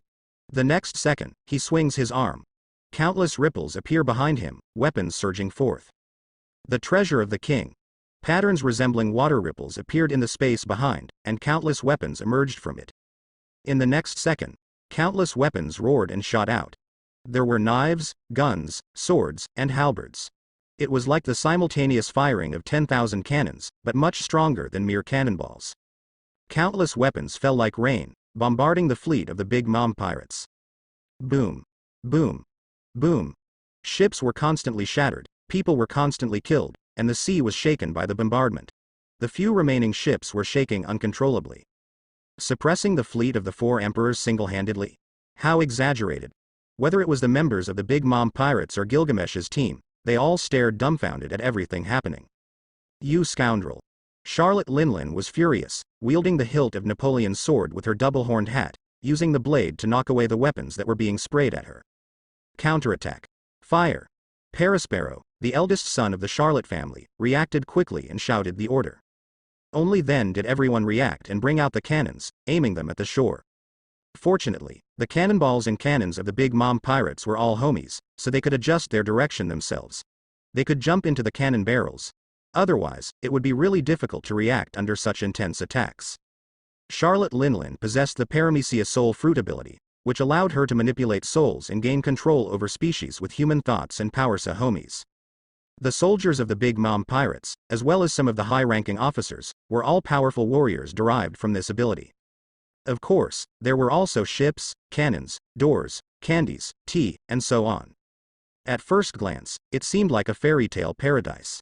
Under the overwhelming suppression of the endless treasure of the king, the cannonballs were difficult to launch.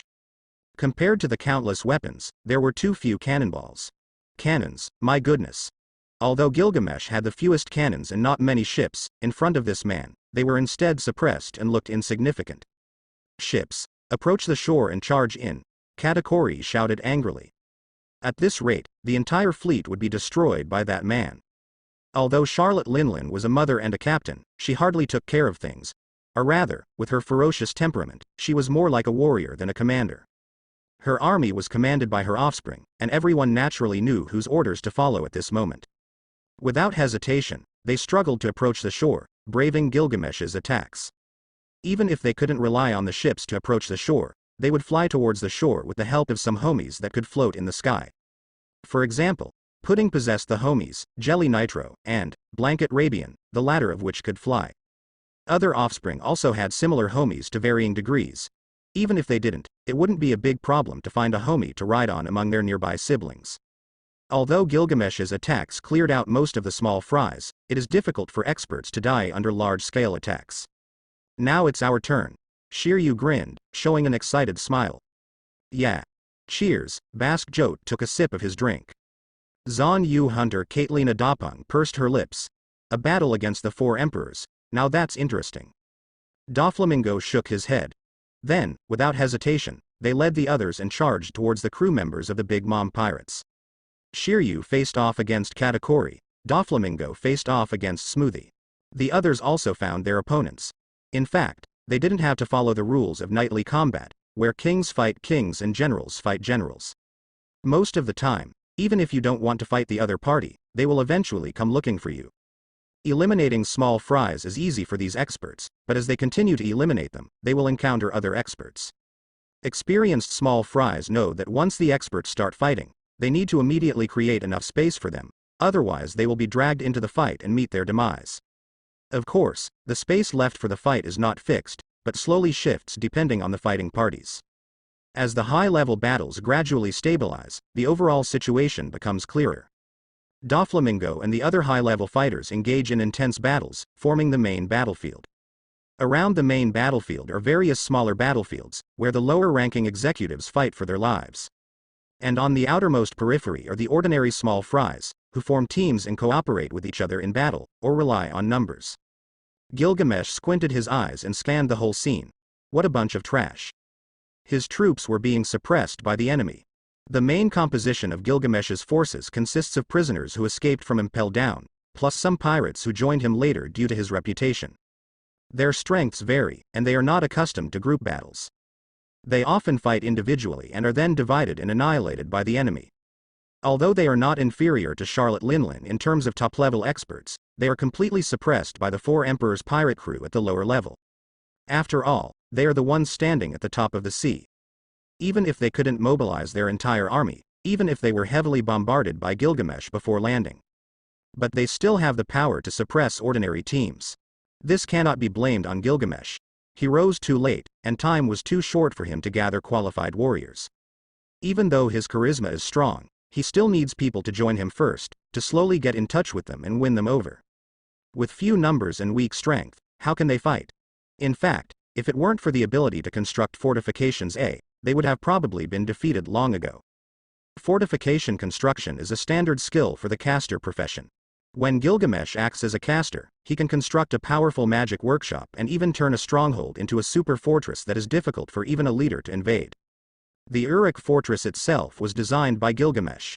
Of course, this temporary island didn't require much effort from him, he just built it casually.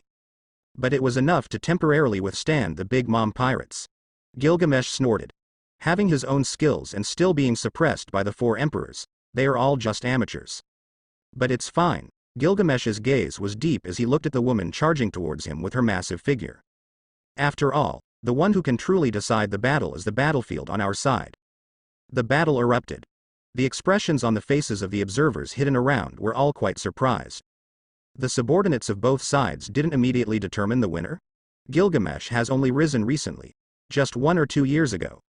His subordinates are already able to fight against the four emperors' army? Unbelievable. The crowd secretly marveled and then shifted their gaze to the two main characters. Gilgamesh and Charlotte Linlin. Charlotte Linlin held a knife in one hand, with thunderclouds beneath her feet and the sun above her head. She was furious, charging towards Gilgamesh like a wild boar.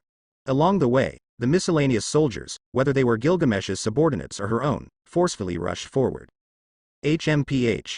A bunch of lowly peasants, Gilgamesh snorted coldly, and the treasures behind him shifted and bombarded Charlotte Linlin. Clang.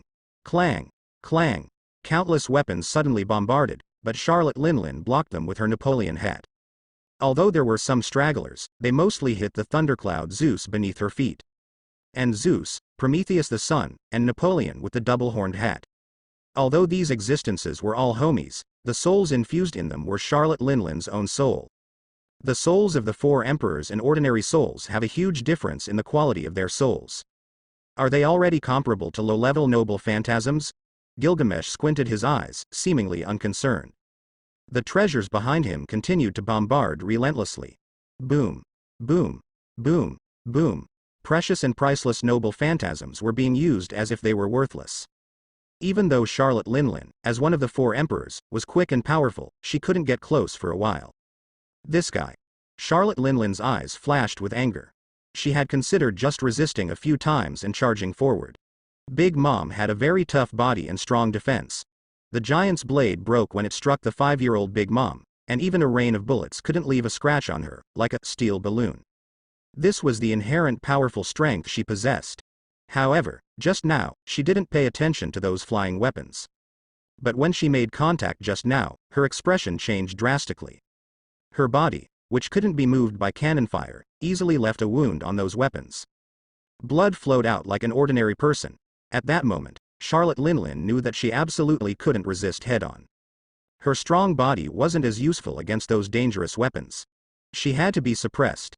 Even though Charlotte Linlin naturally possessed monstrous strength and could kill a bear with one punch at the age of 5, and even slapped a few giant soldiers, breaking their ribs when she tried to help the giants swat away mosquitoes. But with just a little carelessness. When Gilgamesh concentrated the treasures that originally covered his entire army on her alone, even the four emperors felt somewhat restricted. Kid, if you have the ability, let's have a real fight with real weapons. Charlotte Linlin became furious and even grabbed a few pirate soldiers, using them as weapons to throw at Gilgamesh. However, Gilgamesh still just snorted arrogantly. A mere peasant, don't you even have the ability to come close to me? I really overestimated you all. Four emperors. Haha. The disdain in his words was palpable to anyone. Kid? Charlotte Linlin glared, suddenly reaching up. Prometheus, the sun, was captured in his hand, and Prometheus, who originally had a gentle expression, instantly turned into anger. Fire in the sky. Injecting a soul into an object can make the object obey oneself. By using the power of the soul fruit, Big Mom gained the ability to manipulate weather and natural phenomena. Prometheus, the sun, is just a flame itself, but with Charlotte Linlin's power, it becomes extraordinary. Boom. A huge wave of fire blasted towards Gilgamesh. However, Gilgamesh just snorted disdainfully, without even a slight change in his movements. Boom. Boom. Boom. Countless weapons of the treasures of kings were ruthlessly blasted out. The huge wave of fire couldn't even get close and was instantly dispersed by Gilgamesh. Charlotte Linlin's eyes narrowed. Although the fire in the sky was not her strongest attack, the fact that the opponent didn't even move surprised her. The people around locked their eyes on the battlefield between the two, even the senior executives were the same. Mother can't even move. The members of the Big Mom pirates widened their eyes, showing expressions of disbelief. Such a powerful mother, they had never seen before. Our king is actually this strong? Shiryu and the others also widened their eyes, unable to believe it. They all knew that Gilgamesh was definitely not weak, but they never expected that the four emperors, who were supposed to be powerful, couldn't even get close to him. Could it be that he can win? Doflamingo squinted his eyes. He was the most cunning person and had made many preparations, such as retreat and betrayal. But now none of his plans were useful, and he found that the opponent could win. And it was a crushing victory? That's the four emperors. And when everyone was shocked, Charlotte Linlin finally spoke. Although I don't want to use it, but it's time to take action now. Her voice was cold, as if a chilling wind was blowing. Thena, she suddenly swung her sword. The huge blade drew a crescent-shaped arc. Fierce sword wind suddenly erupted. Elbaf spear, royal wrath. This was a technique of the giants, using a large sword to slash out a giant's sword energy in front. Because of her childhood experiences, Charlotte Linlin was expelled from the giant country, and she had never wanted to use the techniques of the giants. But now she couldn't care about that anymore. The sword energy roared. Like a meteor tearing through the sky, accompanied by a dragon's roar, it blew away the weapons in front of Gilgamesh.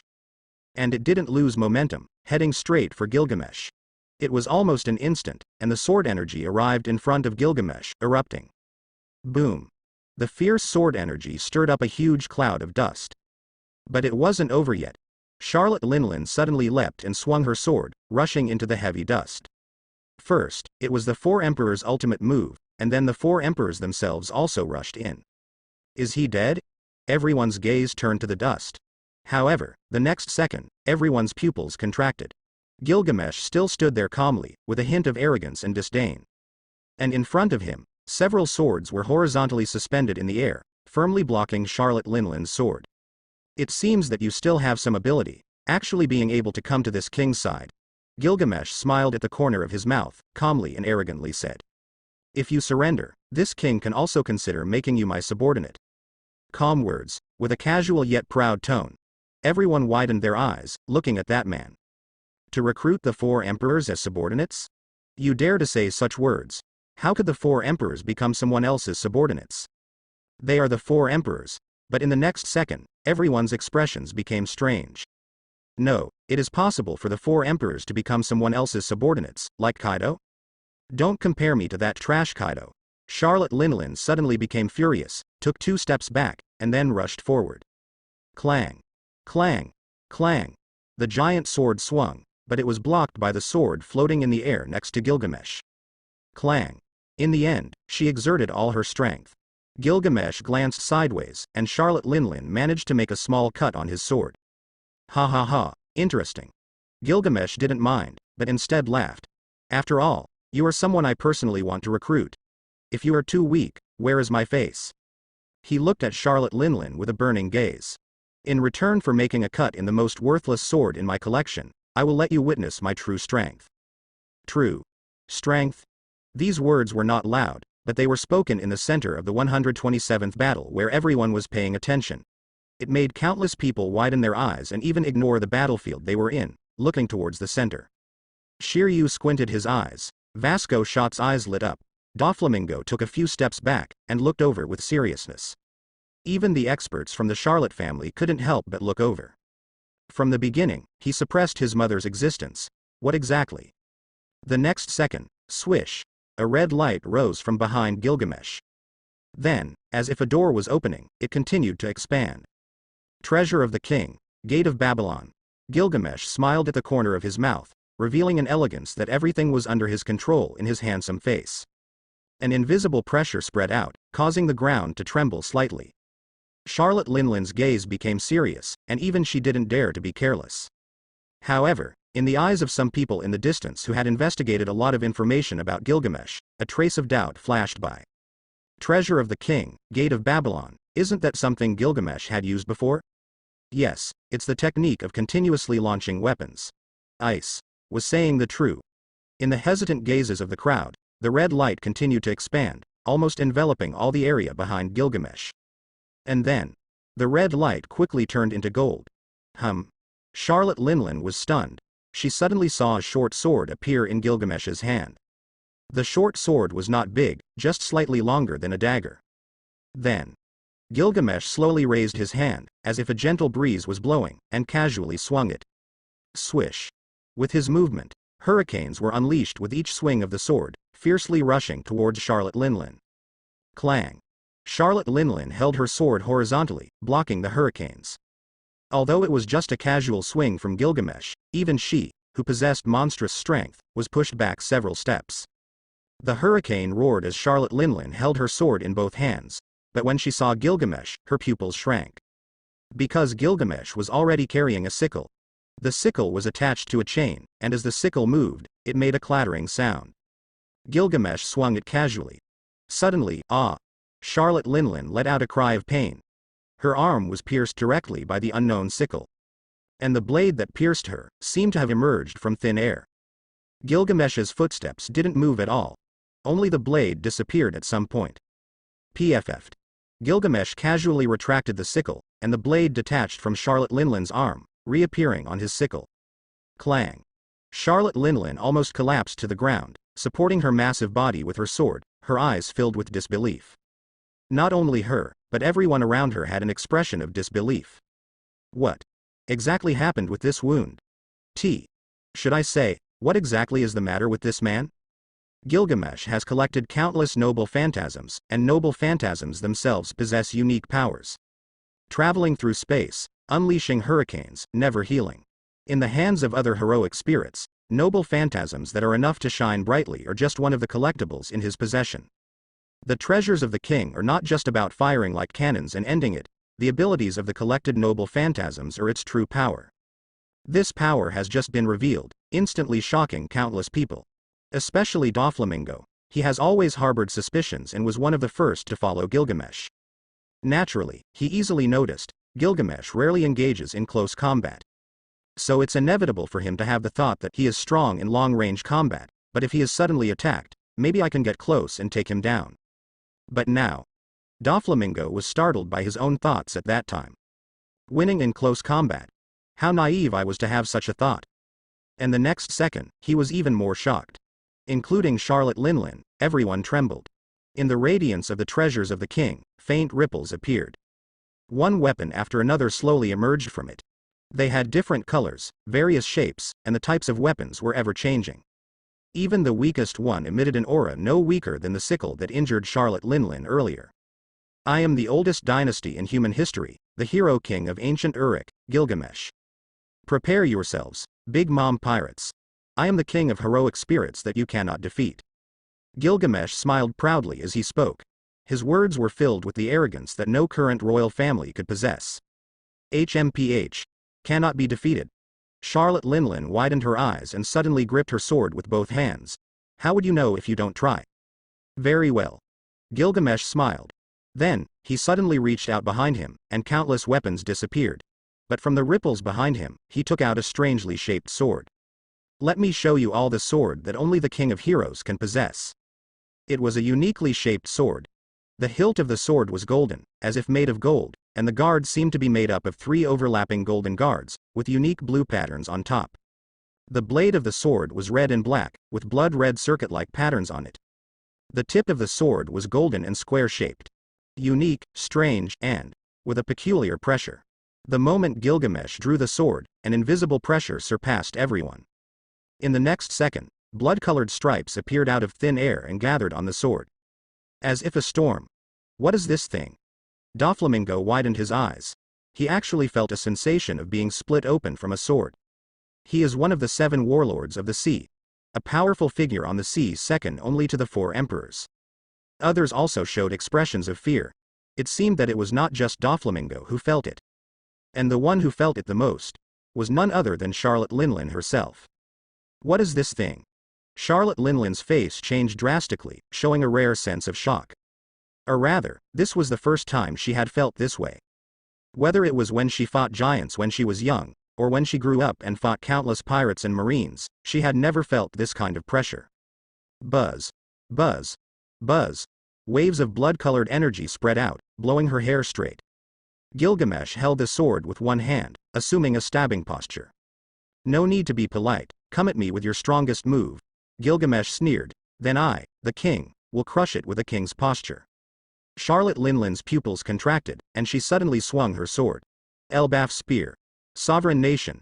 This was her strongest attack, learned from the giant kingdom, and rarely used. And now, This strike was faster and stronger than the one she had just made. She had put all her strength into it, however. The star that separates heaven and earth. Gilgamesh suddenly thrust the sword, and the powerful sword energy, carrying blood-colored energy, swept through the entire area, penetrating heaven and earth. In an instant, a large area in front of them was cleared. Even the powerful individuals with bounties exceeding 1 billion had no resistance against this blood-colored sword energy. In the blink of an eye, it collided with Charlotte Linlin's sword energy. The two sides made contact, but there wasn't even enough time for a single exchange. Charlotte Linlin's sword energy instantly collapsed. Charlotte Linlin's pupils contracted, and in the next second, she was completely engulfed by the blood-colored sword energy. The sword energy didn't lose momentum and continued in a straight line. Wherever it went, the sky collapsed, rocks crumbled, and the sea trembled. People faintly heard cracking sounds, as if the entire world had been split open. The separation sword was held by Gilgamesh and was known as the world-splitting sword. In its initial form, it was the key to the king's treasure and had to analyze the laws of the present world to be used for the first time. It possessed the same power as Artoria's sword of promised victory, and even surpassed it. It could be said to be the strongest treasure. Its sword emitted a wind pressure fault, becoming a pseudo-space cliff that shattered enemies. Gilgamesh referred to it as the thing that recognizes the planet that was either unopened or hell before the world was opened. It targeted not people, not walls, not armies, but the world itself. And Enuma Elish, the star of separation that opens heaven and earth, refers to the state in which the sword of rupture, Ea, exerts its maximum power. The smoke gradually dissipates, revealing a deep ravine and a dried-up riverbed behind it, exposing the vast sea. Everyone around is filled with fear and trembling, as a bone-chilling coldness rises from the depths of their souls. After that one sword strike, everything disappeared. No bodies, no blood, nothing at all. Well, except for one person. Charlotte Linlin is lying on the ground in the most miserable posture, her left arm and shoulder completely gone. Oh. So this is what they call observation hockey. Gilgamesh coldly looks at her. Or is it some wild instinct that, at the last moment, twisted her body to avoid certain death? Even so, she is not far from death herself. I should have shown a bit more mercy. Even if I didn't use half of my power, it's a force that these lowly beings cannot withstand. In the end, she's just a mere mortal. He actually showed mercy? Upon hearing this, everyone's hearts skip a beat. He showed mercy with such an attack. Indeed, he did show mercy. Not only because Gilgamesh didn't unleash his true power, the power that annihilated countless Avenger clones in one strike, but also because host, Xiao Shu, character templates possessed. 1. Uchiha Madara, 84%.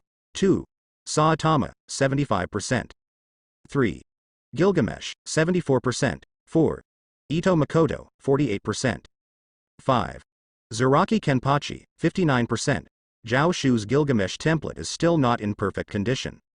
Even after the battle with Charlotte Linlin, it is not his true peak state. Unlike the template of Uchiha Madara, which includes memories, abilities, and unachieved ninjutsu, Gilgamesh's template is much simpler. He possesses all the noble phantasms, but his own abilities are different. Strength, endurance, agility, mana, luck, noble phantasms. These are the data that measure the combat power of a heroic spirit, and they have all been reduced to some extent. Previously, Xiao Shu couldn't even produce the EX-ranked Sword of Rupture. However, during this period, Xiao Shu consumed the devil fruits obtained from Zaraki Kenpachi and Wanokuni, Kaido's subordinates, the devil fruit acquired by Uchiha Madara, and the devil fruit obtained by Gilgamesh. Suddenly, Gilgamesh's realism has increased significantly. With a realism rate of 74%, he is already very close to his peak state. Now, what's next? Gilgamesh calmly raises his sword and looks at the unconscious Charlotte Linlin. Losing an arm should weaken her strength. In that case, she won't even have the qualifications to become my servant. Saying that, he is about to strike directly. Charlotte Linlin is completely unconscious and unable to stop him. Although even if she could stop him, it would be useless. Everyone's eyes widen. Could it be that the mighty 4 emperors will fall today? Gilgamesh raised his sword, about to strike. Everyone widened their eyes. Could it be that the 4 emperors were about to meet their demise? But in the next second, Gilgamesh's arm froze. In front of him stood a little girl. With open arms, in a protective posture, she shielded the true Lot Linlin. It was Pudding. She also participated in this battle, but somehow, she had gotten so close to the front lines. Little girl, what are you planning to do? Gilgamesh calmly looked at her. Pudding couldn't help but swallow her saliva, take a deep breath, and said, "We surrender." Gilgamesh was stunned, as were the others. "We surrender. I am the 35th daughter of Mama. I want to represent the Big Mom Pirates and surrender to you." Pudding spoke in a deep voice, under the astonished gazes of everyone. "My Charlotte family admits defeat. If we continue fighting, we will all die, but your subordinates will also suffer some losses. Why bother? Although Mama has lost an arm, she can still wear a prosthetic and still has some fighting power. The Big Mom Pirates are also one of the 4 Emperor's pirate crews, with considerable strength. We are willing to surrender to you, just like Kaido." Pudding's voice wasn't loud, but in the suddenly quiet battlefield, it was clearly audible. Listening to the crisp voice of the 8-year-old girl, the members of the Big Mom Pirates couldn't help but fall into silence. If they continued fighting like this, they would die. They would all die. That man could easily defeat Mama and then kill everyone else. If they wanted to live, they had to surrender. Surrender was the only option left. Interesting. Gilgamesh squinted his eyes, looking at Pudding, who had a touch of stubbornness, pretended calmness, and a hint of uncontrollable panic in her eyes. Although Pudding's words were few, they were logical. First, she stated her identity, then she mentioned the losses that would occur if they continued fighting on Gilgamesh's side, and finally, she clearly explained the benefits of accepting their surrender. At the same time, she also extended a lifeline to their own people. If Kaido can surrender, why can't we? Why die when we can live? Gilgamesh clearly saw that the members of the Big Mom Pirates and the Charlotte family were somewhat moved. The Big Mom Pirates were a pirate crew centered around family bloodlines. Charlotte Linlin gave birth to a total of 39 daughters and 46 sons. Of course, that was a matter for the future, there weren't that many yet. But it was still centered around bloodlines, centered around family bonds. Even though Charlotte Linlin was cruel, family bonds were always difficult to give up. This made it difficult for them to shout things like, "I won't surrender, you bunch of useless people, why can't we fight to the death?" Most of the other powerful subordinates were also somewhat related to the Charlotte family, with some blood ties, just like the future Firetank Pirates and Sun Pirates. Although not every pair was so loving, it still made it difficult for them to have the will to fight to the death. Of course, although many people could understand this, there were very few who could think it through and take action in the moment of Big Mom's defeat. As for Pudding, she's quite interesting indeed. Gilgamesh's mouth curled up, asking knowingly, "Little girl, what's your name?" Pudding was taken aback, then whispered, "My name is Charlotte Pudding." "Very well. Then can you tell me if you can represent her?" Gilgamesh pointed his sword down, pointing towards Charlotte Linlin. Pudding's face stiffened. How could she have the ability to make Charlotte Linlin listen to her? But, of course, my mother listens to me the most, after all, I am her favorite daughter, Pudding said in a deep voice, full of confidence. She was confident that outsiders would not know her true relationship with Charlotte Linlin. Pudding is a mixed blood child born to Charlotte Linlin and the Three-Eyed Tribe, with a main eye. When she was a child, she was often bullied by other children because of her third eye, and even her mother, Charlotte Linlin, found her disgusting and ordered her to cover her third eye with bangs. Favorite daughter? More like the most hated. And even if she is the favorite daughter, so what? When Charlotte Linlin gets angry, she kills even her own son. How many people know about this? She deliberately showed a confident look. If it weren't for Xiao Shu knowing her true situation, she might really be deceived.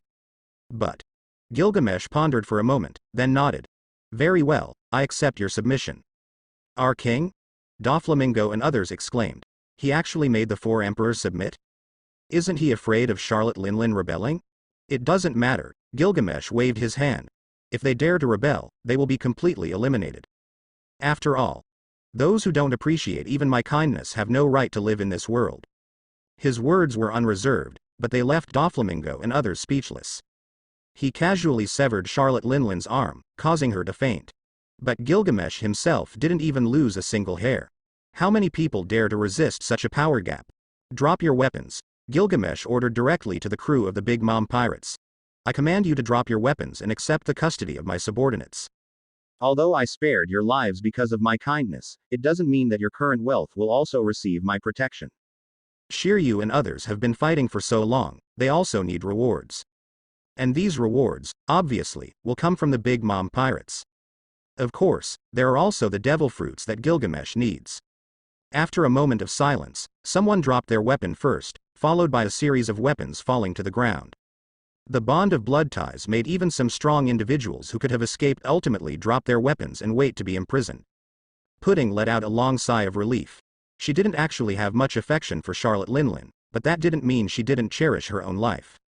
Surrender. At least she could save her own life. But before she could even breathe a sigh of relief, she heard Gilgamesh say, "Little girl, you should temporarily follow me." Huh.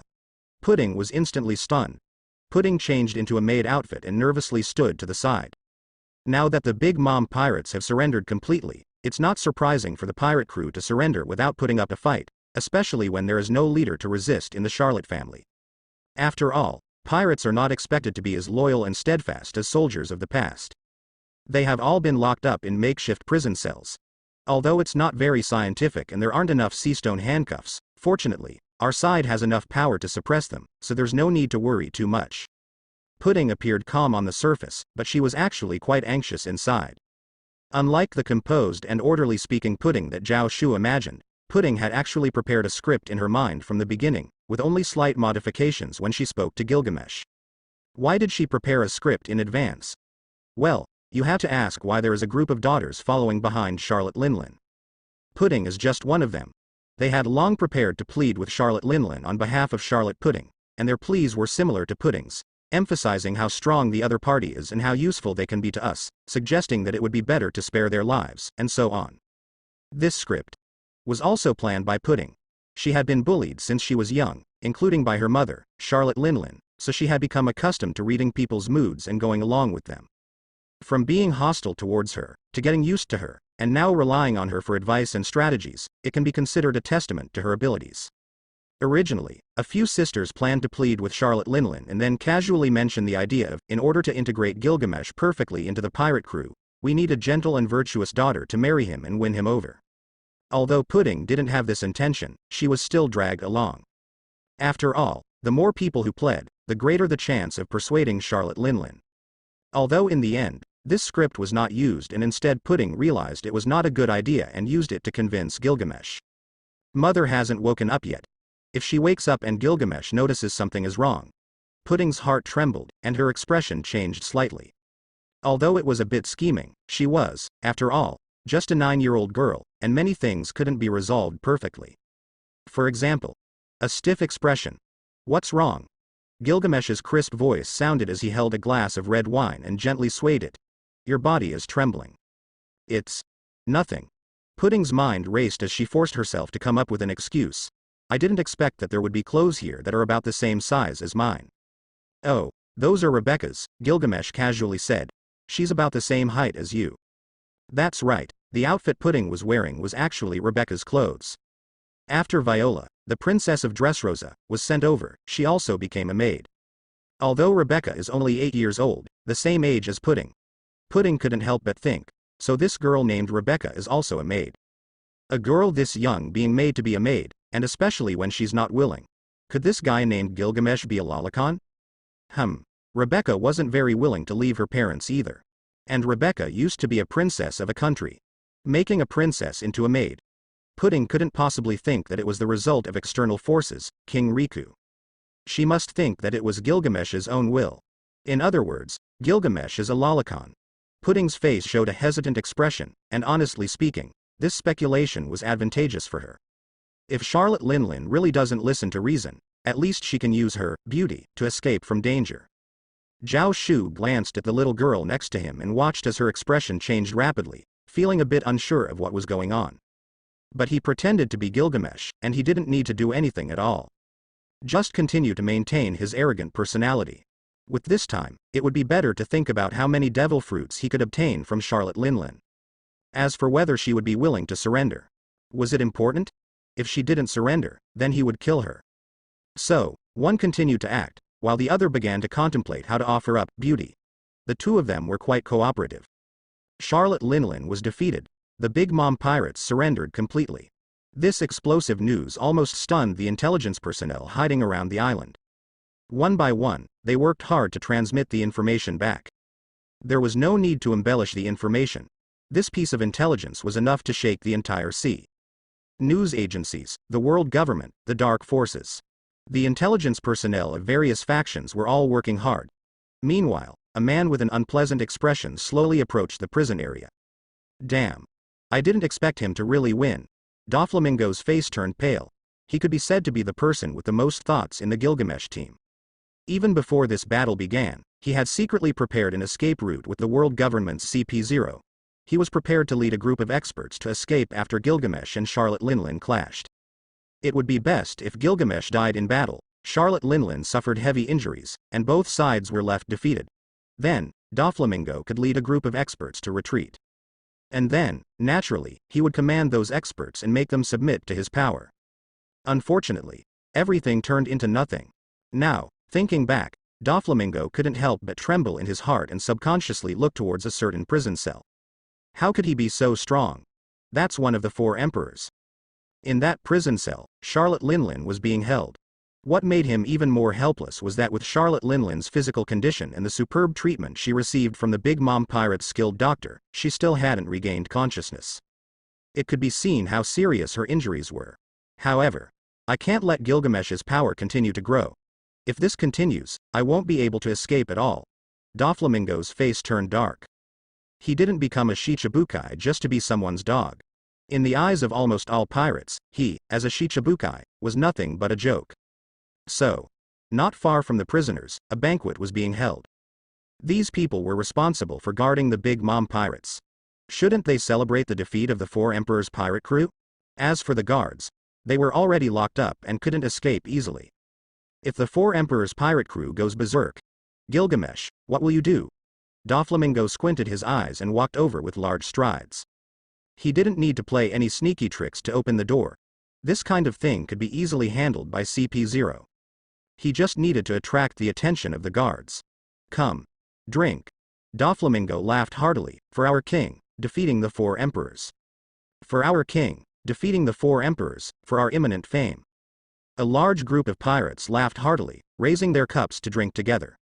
Although they had already celebrated for 3 days, for pirates, defeating the 4 emperors was such a significant event that celebrating for another 3 days was not excessive. Gula gulu gula gulu. Drinking heavily and eating heartily, that was the best way to describe them. Defeating the 4 emperors. Does that mean we can become the strongest pirate crew? Oh, it seems like our leader, Gilgamesh, doesn't want to be a pirate. He seems to have always wanted to be a king and sees us as his subjects. But it doesn't matter, if we are to be his subjects, then let us create a great nation together. Gilgamesh's personal charisma is indeed very strong, even this group of subordinate pirates are sincerely devoted to him. And after defeating the 4 emperors, Charlotte Linlin, everyone respects and admires him even more. Some people have even gradually changed their behavior, no longer behaving like ordinary pirates who live for the moment, but instead dressing up and putting on a gentlemanly facade. We are the ones who will create a nation. How can we behave as rudely as pirates? So the residents of Usopp Island suddenly discovered that although they had paid money before, those fierce pirates who would practically force people to sell them alcohol suddenly became polite. Indeed, this cannot continue. Doflamingo laughed on the surface, but his eyes were ice cold. Especially when he saw his former subordinates, like Trebol, laughing and drinking with those pirates, his heart grew even colder. Trebol used to be a loyal servant who considered himself a king alongside Doflamingo and Diamante. But now, he has gradually integrated into Gilgamesh's ranks. Doflamingo knew that Trebol's actions were not strange. After all, even he, who was supposed to be their superior, was under Gilgamesh's command. It's just that Doflamingo himself has always had rebellious thoughts, but Trebol and the others don't. Under Doflamingo's command, they were his subjects, but under Gilgamesh's command, they were no longer subjects. Gilgamesh is the one who defeated the 4 emperors. In terms of prospects and personal charisma, he is no less than Doflamingo. So this cannot continue. If Gilgamesh manages to subdue the Charlotte family, then I'm afraid even I. Doflamingo's heart turned cold, taking a deep breath. Perhaps, even he couldn't help but feel a sense of surrender. There is no chance of rebellion. But Doflamingo himself knows his own situation. He was never truly loyal to Gilgamesh, and he has been colluding with the world government, even selling Gilgamesh's information several times. Although these pieces of information didn't have much effect. But for someone who has had second thoughts, who would trust him? It is normal for pirates to directly kill someone like him. has no way out. However, as long as Big Mom's pirate crew is not completely subdued, there is still hope. Doflamingo thought, a smile appearing on his face as he raised his glass. Come, let's drink. Cheers. The pirates didn't suspect anything and laughed heartily while drinking. Unnoticed by anyone, a figure quietly took the key from a drunken pirate and walked towards the prison cell. Doflamingo saw it, a smile playing on his lips. Then he continued to drink and revel with the pirates. The pirates didn't suspect anything. In fact, Doflamingo's reputation within Gilgamesh's team was still good. He was generous and had a strong personal charisma. Although not as great as Gilgamesh, he was quite affable compared to the other high-ranking members.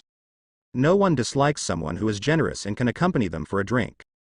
If his previous expectations were correct, both Gilgamesh and Charlotte Linlin would be seriously injured, and he could really pull away 10 batches of top experts from Gilgamesh.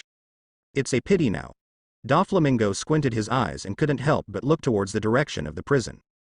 www. In fact, the guards of the prison for Charlotte's family were not strict. Think about it, although they were all imprisoned, who is imprisoning them? Former pirates. Gilgamesh's subordinates are basically former pirates. What do they know about imprisonment?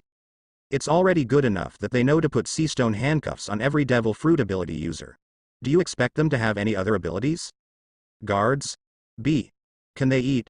Moreover, who in this world dares to offend our king? So when the CPO quietly infiltrated, almost no one noticed. Although the guards on the surface were not dozing off, they were obviously somewhat negligent. So, the CPO easily infiltrated the prison, and the first person they found was Charlotte's second son, Katakuri. Who? Katakuri suddenly looked up and looked at the shadow at the prison door. Katakuri, let me help you. The CPO showed a smile and then unhesitatingly opened the prison door. As an intelligence agency, they knew one thing very well. When Charlotte Linlin has not regained consciousness, the most reliable person in the entire family is Katakuri. He has considerable strength, a bounty of 1,570,000,000, and the trust of his younger siblings. He is Charlotte Linlin's strongest son and the leader of the Sweet Commanders. With him taking action, they can quickly rally against Gilgamesh's rebellion. Government people? Katakuri squinted his eyes. That's right. The CPO showed a smile, walked into the prisoner, and went straight to Katakuri's seastone handcuffs. While opening the handcuffs, he said, I will help you unlock the handcuffs, as long as you stay quiet. Katakuri narrowed his eyes and remained silent. Doflamingo was still outside drinking, with a smile on his lips. Calculating the time, the CPO should have taken action by now. They might have even rescued many people. Come on, make some noise. That way, I can. Suddenly, a loud noise. Boom. From the direction of the prison, a huge roar could be heard. What's happening? What's going on? The pirates who were drinking instantly woke up halfway, quickly grabbed their weapons, and looked towards the direction of the prison. In the next second, a figure was thrown high into the air, then crashed in front of everyone, spitting out blood. Doflamingo was also surprised and shouted, What's going on? His exclamation was not discounted at all, because that figure spitting out blood was none other than the CPO from the government that he had contacted at the time. What's going on? Why would a member of CP0 be beaten and brought here, spitting blood? What happened? Did the operation fail? Doflamingo's face changed drastically, his heart filled with unease. Although he was powerful and a symbol of dominance as one of the Shichibukai, he truly had no means to fight back against the man who nearly killed Charlotte Linlin with a single sword strike. Da. Da. Da. Da. Clear footsteps sounded as a tall man slowly walked out. Katakuri? Everyone was stunned, immediately recognizing the man's name. What do you want? Our king has shown mercy and spared your lives. Do you want to die? Doflamingo shouted loudly, though his heart trembled. Compared to Katakuri, he truly didn't dare to say who would win in a fight. And he didn't even know how many brothers and sisters Katakuri had, or if they had been released. Don't panic. Katakuri said in a deep voice, I have no intention of running away or resisting. This person. He pointed at the CP0 member on the ground, spitting blood. He suddenly appeared in front of my cell and opened the door in handcuffs, seemingly wanting me to escape. His voice was steady, without a trace of panic. However, the pirates looked at each other, their eyes wide open. So you're saying? Doflamingo couldn't help but say, someone wanted to set you free, but you ended up beating him half to death instead? Yes. Katakuri nodded. Don't you want to escape? No, why? Running away means death. Katakuri calmly said, then glanced indifferently at Doflamingo. I have defeated the person. The handcuffs are still in the cell. I don't care how you handle me, I'm going back. With that, he actually turned around and walked back in front of everyone's eyes. Someone hesitated for a moment, under Doflamingo's gaze, and followed him to the cell. After a while, they returned, unbelievably. How did it go? Doflamingo asked. He really went back obediently. The pirate said dumbfoundedly. He locked the cell door himself, put the seastone handcuffs back on, and threw the key to me. As he spoke, he took out a bunch of keys. Among them were not only Katakuri's cell key, but also keys for other prisoners. These were the ones stolen by CP0. Then I checked the rooms of the other prisoners, and there were no signs of the handcuffs being opened. The pirate added. Katakuri. He really only killed the person who wanted to set him free, and then locked himself back up. Everyone looked at each other, dumbfounded. If they were in Katakuri's position, they felt they would immediately escape. Even if they didn't rescue their brothers and sisters, they would still run. There really are fools who won't even escape. However, the crowd's gaze gradually shifted downward, onto the person from CP0. So you're the one who wanted to secretly release Big Mom's pirate crew? Doflamingo suddenly shouted. The CP0 member spat out a mouthful of blood, wanting to say something. But Doflamingo interrupted him directly. Are all our efforts to have our king defeat Charlotte Linlin in vain? Doflamingo angrily shouted. Do you want our blood to be shed in vain? Then, before the CPO could even speak, he suddenly made a move. 5 color strings. Transparent threads shot out from his hand, like the claws of a beast, fiercely grabbing. Swish. Swish. Swish. The already bloodied CPO was instantly cut into several pieces, unable to utter a final word. Doflamingo took a deep breath, and his panicked heart finally calmed down a bit. Although our actions were too hasty and there will definitely be some doubts left behind, but... Doflamingo glanced at the people around him. Although the surrounding pirates were also furious, there were still a few individuals who had a hint of doubt in their eyes. He acted too quickly. He didn't give the CPO any chance to speak. It was like killing to silence. Considering his recent actions, someone would definitely be able to guess something.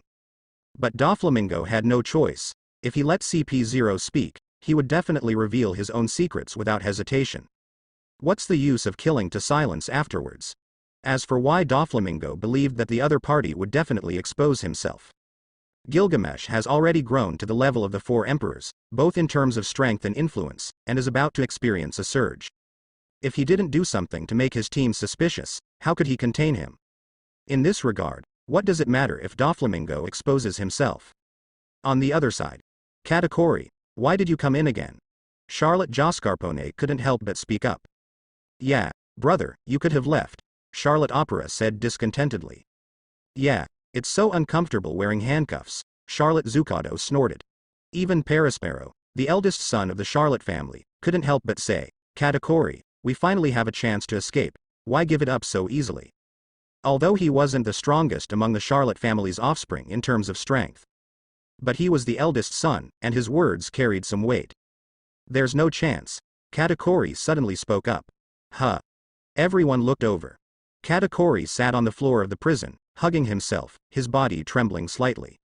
Do you know about my observation hockey? He asked. Everyone nodded in unison. Katakuri's observation hockey was so powerful that it had reached the pinnacle, allowing him to see into the future. Not only could he see, but he could also hear sounds. Katakuri could see the development of events in the future in an instant. It could be called foresight. I saw that after Mother's defeat, Daifuku, Oven, Cracker, and Smoothie all made a move together. Katakuri said in a deep voice. Daifuku, Oven, Cracker. These people could almost be said to be the top existences in the Charlotte family, although their strengths varied, they all had the power of 1,000,000,000 bounties. And then? Smoothie, the only female among the 4 sweet commanders, asked. Katakuri's arm seemed to tremble, there was silence for 3 seconds, and then he spoke. And then? I saw that we were all killed by that man with a single sword. I'm not unable to escape, I'm just too afraid to escape. The commotion settled down just like that. Gilgamesh received the news the next day but didn't say much. He simply called Doflamingo and Katakuri. You didn't escape yesterday? Gilgamesh looked at Katakuri with great interest. I couldn't escape, Katakuri said in a deep voice. With you here, we had no chance of escaping. He was straightforward and didn't bother with any flattery or false words about being charmed by Gilgamesh. The meaning behind his words was clear. With someone of your level suppressing us, we had no chance of escaping. Interesting. Gilgamesh squinted his eyes and looked at Doflamingo beside him. Looks like he's more interesting than you, Doflamingo. Yes, indeed, Doflamingo secretly wiped the sweat off his palm, but he showed no signs of unease and smiled. With a man like him joining us, our king's great ambition is within reach. Is that so? Gilgamesh narrowed his eyes and continued to look at Katakuri. What do you want? Since you're an interesting servant, I can show some mercy. Katakuri didn't refuse and directly said, can you please remove the handcuffs from my siblings? They're not used to wearing them. Although not everyone in the Charlotte family received Charlotte Linlin's favor, even Pudding, who was not favored, had never experienced being bound by handcuffs. After all, they were the children of the 4 emperors. How many people would treat them like this? Even though most of them had strong wills, there were still many who couldn't help but complain. All right, I permit it, Gilgamesh nodded. You may leave and tell the people who are guarding them. Katakuri nodded and left without saying much. Just as he was about to leave the door, he paused and said, the person who opened the door for me seemed to be from the world government. After saying that, he didn't care anymore and left directly. Only Gilgamesh and the nervous Doflamingo were left. Gilgamesh stared at Doflamingo with a profound gaze, bringing a great weight with it. Doflamingo swallowed his saliva. He knew that his actions were not secretive at all, and his sealing actions were too decisive, making it inevitable for someone to notice something. But he had no other choice. At that time, if he didn't seal it, should he wait until the cipher pole reveals everything before sealing it? If he confronts me about it, I'll fight him. Doflamingo encouraged himself in his heart, his hands and feet stiff. No matter what, my life isn't so easily taken. However, although his inner thoughts were strong, he didn't think he had any chance of winning. Doflamingo was very self-aware. He knew the huge gap between himself and the 4 emperors. And in front of Gilgamesh, who possessed power surpassing the 4 emperors, he had no qualifications to cause any trouble. Silence, a silent silence. Just as Doflamingo was about to lose control and consider whether to make a move in advance, he suddenly heard Gilgamesh speak. What about the artificial devil fruits? Doflamingo felt a sense of amnesty and quickly said, no problem. Guy has already arrived at Dressrosa, and our research institute has been completed. We can start working within 7 days at the latest. And have you retrieved my devil fruit from the black market? Gilgamesh calmly asked. Yes. Doflamingo gritted his teeth. When you return to Dressrosa, I guarantee that you will see at least 5 devil fruits. Too few, at least 10, Gilgamesh calmly said. Doflamingo clenched his teeth and nodded. All right, I understand. Gilgamesh nodded slightly, and the heavy atmosphere eased. Doflamingo let out a sigh of relief, knowing that this matter was considered over. However, he did not see the dangerous look in Gilgamesh's eyes. It's a pity that the distinguished heavenly gods are in cooldown. Xiao Shu squinted his eyes and looked at Doflamingo. He wasn't a fool, he could easily guess what role Doflamingo played in that prison break. But he knew that he still needed Doflamingo now. When it came to acquiring devil fruits from the black market, no one was better than Doflamingo. The cooldown period for the distinguished heavenly gods is still 2 months. Let's make you happy for 2 months. Xiao Shu squinted his eyes, his gaze dangerously intense. After Doflamingo let out a sigh of relief, he hesitated for a moment and said, My lord, although my actions were questionable, the Big Mom pirates are indeed very dangerous. Aren't you worried that Charlotte Linlin will wake up and use the massive manpower of the Big Mom pirates to take over? Although he had just committed a crime and his subsequent words were problematic, what he said was true. The mid to low level combat power of the Big Mom pirates surpassed the team formed by Gilgamesh, and even the high level combat power was not inferior. It could be said that if we don't consider Gilgamesh's own strength, even if Charlotte Linlin surrenders, 2/3 of Gilgamesh's power comes from the other side. This is a very dangerous proportion. In Xiao Shu's previous life, it would have been enough for the other party to take over the company. However, Gilgamesh frowned and said coldly, Don't you believe in my personal charm? As a subject, it is only natural to be loyal to my lord. So what if it's Charlotte Linlin? Just a mere miscellaneous repairman, how can she compare to me? Doflamingo was dumbfounded and opened his mouth. Honestly, he also admitted Gilgamesh's personal charm. But can it be the same in this case? How could the team of the 4 emperors be so easily won over? Those are the subordinates of the 4 emperors. Personal charm is not the same as the aura of a king. How could a simple call make people completely submit? Just then, someone suddenly reported, "Report to my lord, Shichibukai Crocodile is here." Crocodile. Doflamingo couldn't help but be stunned. What is he here for? He should be here to show his loyalty to my lord. Gilgamesh calmly spoke, as one of the 7 warlords of the sea. It's a bit disappointing that he only comes to see me now. He's a bit unqualified. Let him in. Doflamingo's mouth twitched. If it weren't for a bit of reason left in his head, he really wanted to question Gilgamesh directly. Who gave you the confidence to think that Crocodile came to submit to you? He is, after all, one of the 7 warlords of the sea. Do you think he's like me, submitting to you for various reasons?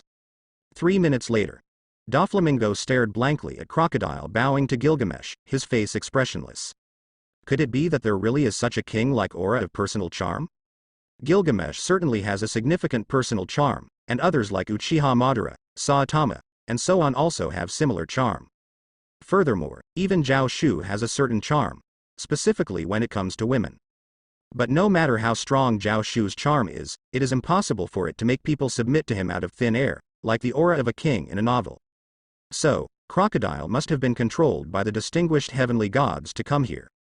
Xiao Shu did not reveal his identity, he only ordered him to come to Gilgamesh's side. If there were no additional orders, Crocodile probably thought he was being sent as a spy. And now, it seems that the 7 warlords of the sea might all be gathered. Xiao Shu narrowed his eyes and glanced at the stunned Doflamingo. Doflamingo is here, waiting for the distinguished heavenly gods to be ready so he can be used. Crocodile has already submitted. Out of the 7 positions of the 7 warlords of the sea, 2/3 have already submitted. The remaining ones also have their weaknesses, but they are not easy to figure out. The joke Xiao Shu made casually as Gilgamesh, saying, "The 7 warlords of the sea, aren't they the subordinates of this king, the Shichibukai?" is gradually becoming true. For now, you should return to Alabasta. Gilgamesh said casually, "After all, I don't currently need you here." Crocodile. In fact, if he hadn't just learned that Charlotte Linlin, one of the 4 emperors, was defeated by this man, he would have almost wanted to confront him directly upon hearing such words. But if he defeated even a 4 emperor so casually, what is Xiao Shu's intention in having me join him? Crocodile secretly speculated, but did not show it. In the end, he nodded and prepared to leave shortly after arriving. Gilgamesh looked at Crocodile. He had come here early and not many people knew about him. This matter might still be able to be suppressed and become a hidden move against the world government. Of course, there are many spies on their side, making it easy for information to leak, like Doflamingo. However, even if Doflamingo killed the CPO, it would still take a considerable amount of time to establish contact with the world government, even if there was a reason behind it. As long as they could control it slightly, it would be enough to delay until the distinguished heavenly god's cooldown was over. After Katakuri returned, the prisoners of the True Lot family had a better life. Without the seastone handcuffs, everyone felt a bit more relaxed. Of course, there were some people who were unwilling and wanted to plan an escape. But Katakuri stopped them. He was the strongest person in the Big Mom Pirates, second only to Charlotte Linlin, and had almost precognitive observation haki. He also had a strong reputation, so it was not difficult to suppress this matter. On the other hand, Pudding occasionally came to visit and discuss with the Charlotte sisters on how to seduce men. She seemed to think that even if Charlotte Linlin woke up, she could at least save her own life by capturing Gilgamesh's favor. She didn't see sacrificing her chastity as something serious. After all, the Charlotte family has many marriages with outsiders and rarely plays with emotions. They all listen to the words of their parent, Charlotte Linlin. What does sacrificing one's chastity matter? As long as one can preserve their life, there will be a chance to start anew. Many girls in the Charlotte family envy Pudding's decision. Such a handsome, charming man. If the current situation wasn't completely different from what was originally expected, they would probably be begging Charlotte Linlin for a marriage. Most of the men in the Charlotte family remain silent, and Katakuri doesn't say much either. Now everything depends on Mother's awakening. And 3 days later, Charlotte Linlin finally woke up. "So, I have failed." Charlotte Linlin murmured softly, her eyes filled with disbelief. "That's right, you have been defeated." Gilgamesh calmly drank his wine and proudly said, "Defeated by me, you only have 2 choices. Surrender, or let your children die with you." Underneath them, the pirates of the Big Mom Pirates swallowed their saliva, waiting for the outcome of their fate. Pudding stood quietly behind Gilgamesh, still wearing her maid outfit, but she put a lot of effort into her overall appearance. Earrings, rings, necklaces. Various small accessories showcased her delicate beauty to the fullest, even adding a touch of charm to her still young self. These accessories were actually borrowed from her sisters. Under the pretext of, "I will charm Gilgamesh and plead for you," Pudding borrowed these things and received some help from her sisters with good taste, creating such a look. "Mother, please agree," Pudding nervously said in her heart, "although I am prepared on how to seduce him, there is still a chance of failure." "Agree. Agree." Parasparrow, the eldest son of the Charlotte family, also nervously said in his heart, "Mother, please don't go crazy at a time like this." Katakori's face was cold and stern, not saying a word, just staring silently at Charlotte Linlin. The others also looked at Charlotte Linlin in a similar manner, waiting for her answer. "What benefits will I gain from surrendering?" Charlotte Linlin sneered, "Like my Toto land kingdom will belong to me," Kaido calmly interrupted. His blunt words made everyone's hearts skip a beat. Charlotte Linlin's pupils were bloodshot. "The homies I can create with my power will all obey my orders," Gilgamesh calmly replied. "My desertsa," Charlotte Linlin squinted her eyes. "I don't care." Gilgamesh's voice remained calm, "but if you join me, you naturally won't have as much right to demand this and that. Even if you can still eat what you want in the future, the quality will be worse than before." Pudding tightly clenched her fingers, Parasparrow swallowed saliva in large gulps, and Katakori seemed calm on the surface, but upon closer observation, his eyes had already narrowed to the limit. The situation was on the verge of breaking. Conflict was about to erupt in the next second. However, at this moment, Charlotte Linlin suddenly spoke up. "All right, I understand. Then I will temporarily submit to you." Charlotte Linlin sighed, but spoke words that surprised everyone. "Submit? The four emperors submitting again? And Mom, he has already rejected the conditions you mentioned before." Gilgamesh nodded, not caring whether the other party was deceiving him or not, and simply waved his hand. Countless weapons appeared out of thin air, shattering the prison doors that held the Big Mom pirates captive, releasing them. Is it really impossible for the four emperors to surrender? Not necessarily. The four emperors are also human, and humans have attachments. Charlotte Linlin's attachment is her family. To be precise, she is someone who desperately craves the presence of family. She even has her subordinates call her Mom. When she encounters a powerful opponent, her first thought is to marry off her children to them in order to subdue them. Although Charlotte Linlin has a fierce nature, she also has pursuits and emotions. For example, she is still concerned about that Carmel nun, even now. In order to fulfill the dream of the nun from her childhood, who wanted to create a place where all races could live happily, she even created 130,000 nations. In the world of these nations, everyone is treated equally, and there is a diverse range of races, but there is never any discrimination. At least, there is no discrimination openly. She yearns for a utopia where all races and species can coexist harmoniously. This dream brought by the nun is being realized under her command. Although that nun was actually a wicked orphan trafficker. Although Charlotte Linlin is cruel, she also heard something from Gilgamesh's words: "I treat everyone equally, whether they are your subordinates or you, I don't care. Everything belongs to this king, and everything will be borne by this king." In this way, the foundation for her surrender is established. As for the dignity of the four emperors, indeed, it is somewhat troublesome, but you should know that the four emperors did not just appear and want to act alone, refusing to bend. Among the four emperors, Whitebeard, Kaido, and Charlotte Linlin were all former members of the Rocks Pirates, and red-haired Shanks once followed the Pirate King. This means that they are not naturally proud and unable to submit to others. Kaido is a clear example. Although there are reasons why Zaraki Kenpachi defeated him, his submission is indeed real. No matter how many problems there are in this submission, submission is submission. The four emperors can also submit to others. However, no one has ever thought about this problem. Including Pudding and others, they all stared at Charlotte Linlin with wide eyes, especially Doflamingo, whose eyeballs almost popped out. "But you are one of the four emperors. How can the four emperors surrender?" "Well, take good care of your injuries first." Gilgamesh stood up. "If you can show enough value, this king can also show some kindness and restore your arm. It's just an arm. Although in the world of pirates, even in the end, they can only have a mechanical arm. But in front of Gilgamesh, enough treasures represent enough abilities." "Oh, right." Gilgamesh suddenly stopped and turned his head, saying, "You guys go to Wan Guo and bring the treasures inside to Dressrosa for me." In recognition of your sincere surrender, I will allow you to keep 1/4 for yourselves and give 1/4 to my subordinates. Of course, devil fruits and other treasures belong to me. This is also a relief for the members of the Big Mom Pirates, considering Katakori's actions. Although they were defeated, they were still able to keep some things. Gilgamesh's subordinates didn't have much objection either, as everyone knew who was the one determining the outcome of the battle. Well then, let's disband. Gilgamesh spoke, we should leave as well. This small island has received too much favor from me, it can't handle any more.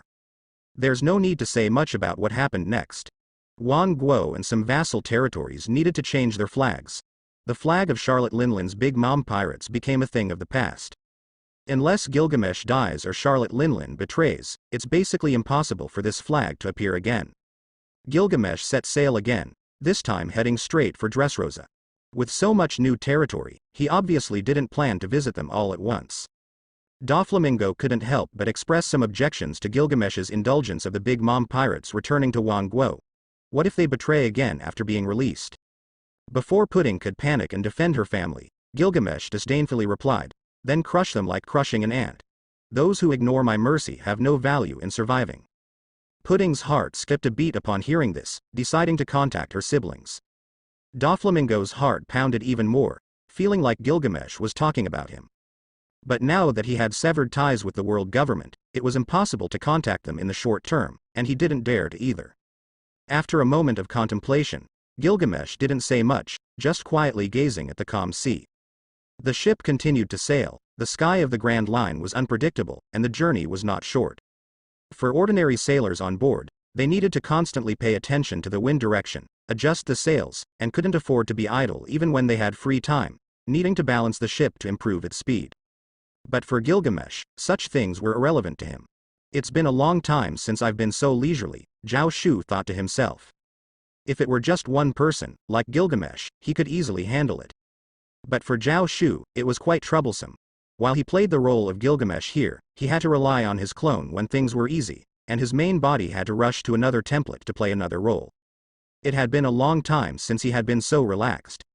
After they bring the devil fruits from Wan Guo and absorb them, we'll have to move again, Xiao Shu thought to himself. Zaraki Kenpachi from Wano-kuni also asked Kaido for a batch of devil fruits. Saitama's template wasn't suitable for asking, but Uchiha Madara was also collecting them. Fortunately, the major forces made their moves at the same time to gather information, allowing Xiao Shu to keep track of the various developments and not waste any opportunities. Otherwise, he would be busy 10 times over. Now, it could be considered a rare rest. So, Xiao Shu's gaze fell on the several girls in front of him. Speaking of which, Gilgamesh had indeed taken in quite a few maids. What do they do to pass the time? Of course, they look at girls.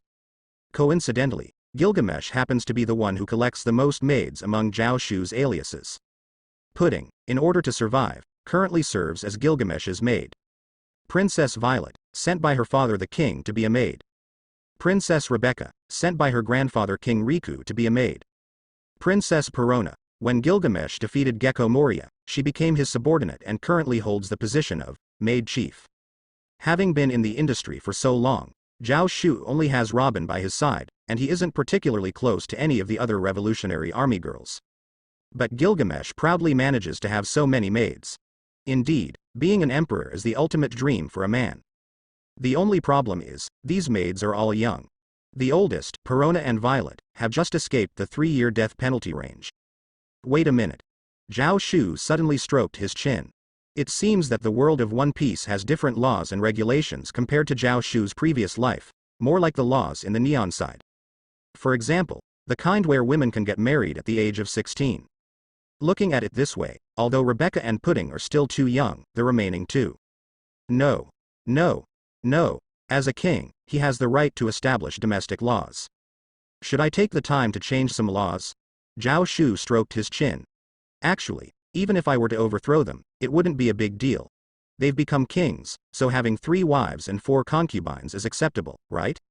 Although Gilgamesh's legend doesn't mention how many wives he had, this kind of problem can be solved by me on his behalf. Gilgamesh was the king of ancient Uruk. In that mythical era, how many people would bother recording whether he had wives or not? Instead of that, why not record the great achievements he made? But not like Zhang Yuan, who had 100 women serving him day and night. Seemingly aware of Gilgamesh's gaze, the maids looked over. Pudding quickly put on a pleasing smile. She had been bullied because of her eyes since she was young and had gotten used to guessing others' thoughts, being cautious and discreet. She hadn't grown up yet, hadn't transformed from guessing others' thoughts to using a kind appearance to deceive others.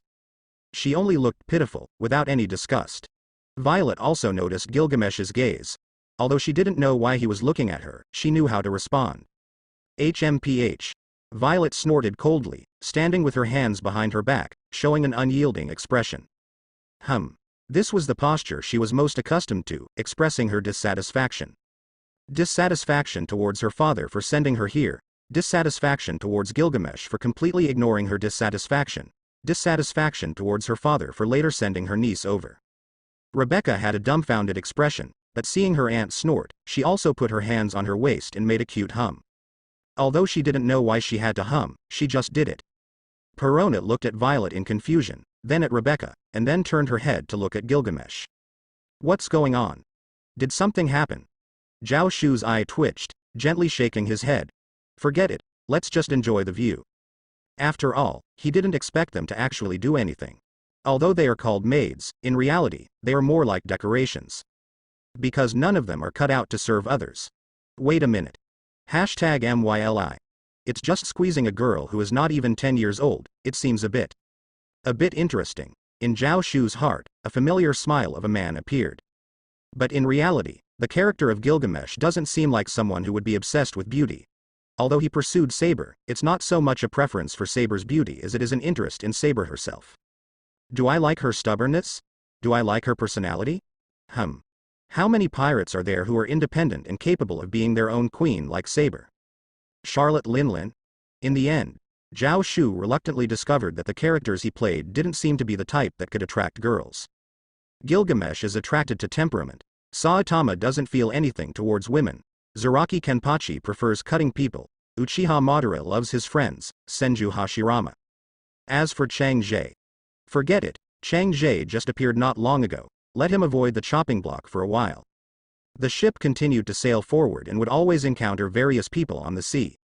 There are pirates, merchant ships, and the marines. Everyone is no longer a novice and has become accustomed to occasionally encountering other ships on the sea.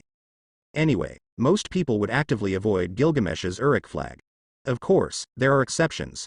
My king, a fleet is sailing towards us. Doflamingo walked over with a smirk and reported. Who is it? Gilgamesh said without lifting his head. Doflamingo said, from the flag, it should be Germa 66. Germa 66 are also known as the Germa Kingdom. The Germa Kingdom is the only name of a country in the world that is a maritime nation without a fixed territory. Normally, it consists of dozens of ships that operate separately, but when they come together, it becomes a kingdom. Germa 66 is the name of the Germa Kingdom's army, but people are more accustomed to using the name of the army to refer to the country. Because this country is the most famous and the strongest, it's the army. They can even act as mercenaries and war profiteers in various countries. A powerful army can easily deal with enemies. This is also one of the main sources of income for the Germa Kingdom. What do they want by coming over? Gilgamesh yawned. It seems like they want to attack us. Doflamingo hesitated and said, he was also a bit unsure. Attack? A small Germa Kingdom dares to attack us? Doesn't it know that we just defeated the pirate crew of Charlotte Linlin, one of the 4 emperors? On the other side, on the Germa warship. Father, is it not good for us to attack directly? Reiju hesitated to say. Ichiji sneered. What, are you scared? Just a group of famous pirates. What's there to be afraid of? Niji coldly snorted. Just as Reiju was about to say something, Vinsmoke Judge, the commander-in-chief of Germa, waved his hand and said, we were invited by Charlotte Linlin to attend her banquet. If we don't even move a finger against the pirates who dare to provoke her, won't it easily attract gossip? Judge narrowed his eyes. Germa wants to regain dominance over the North Blue and needs the help of the 4 emperors. We must take action. The world is so intriguing. They really don't know that the help Vinsmoke Judge was expecting has just been eliminated by Gilgamesh. Country.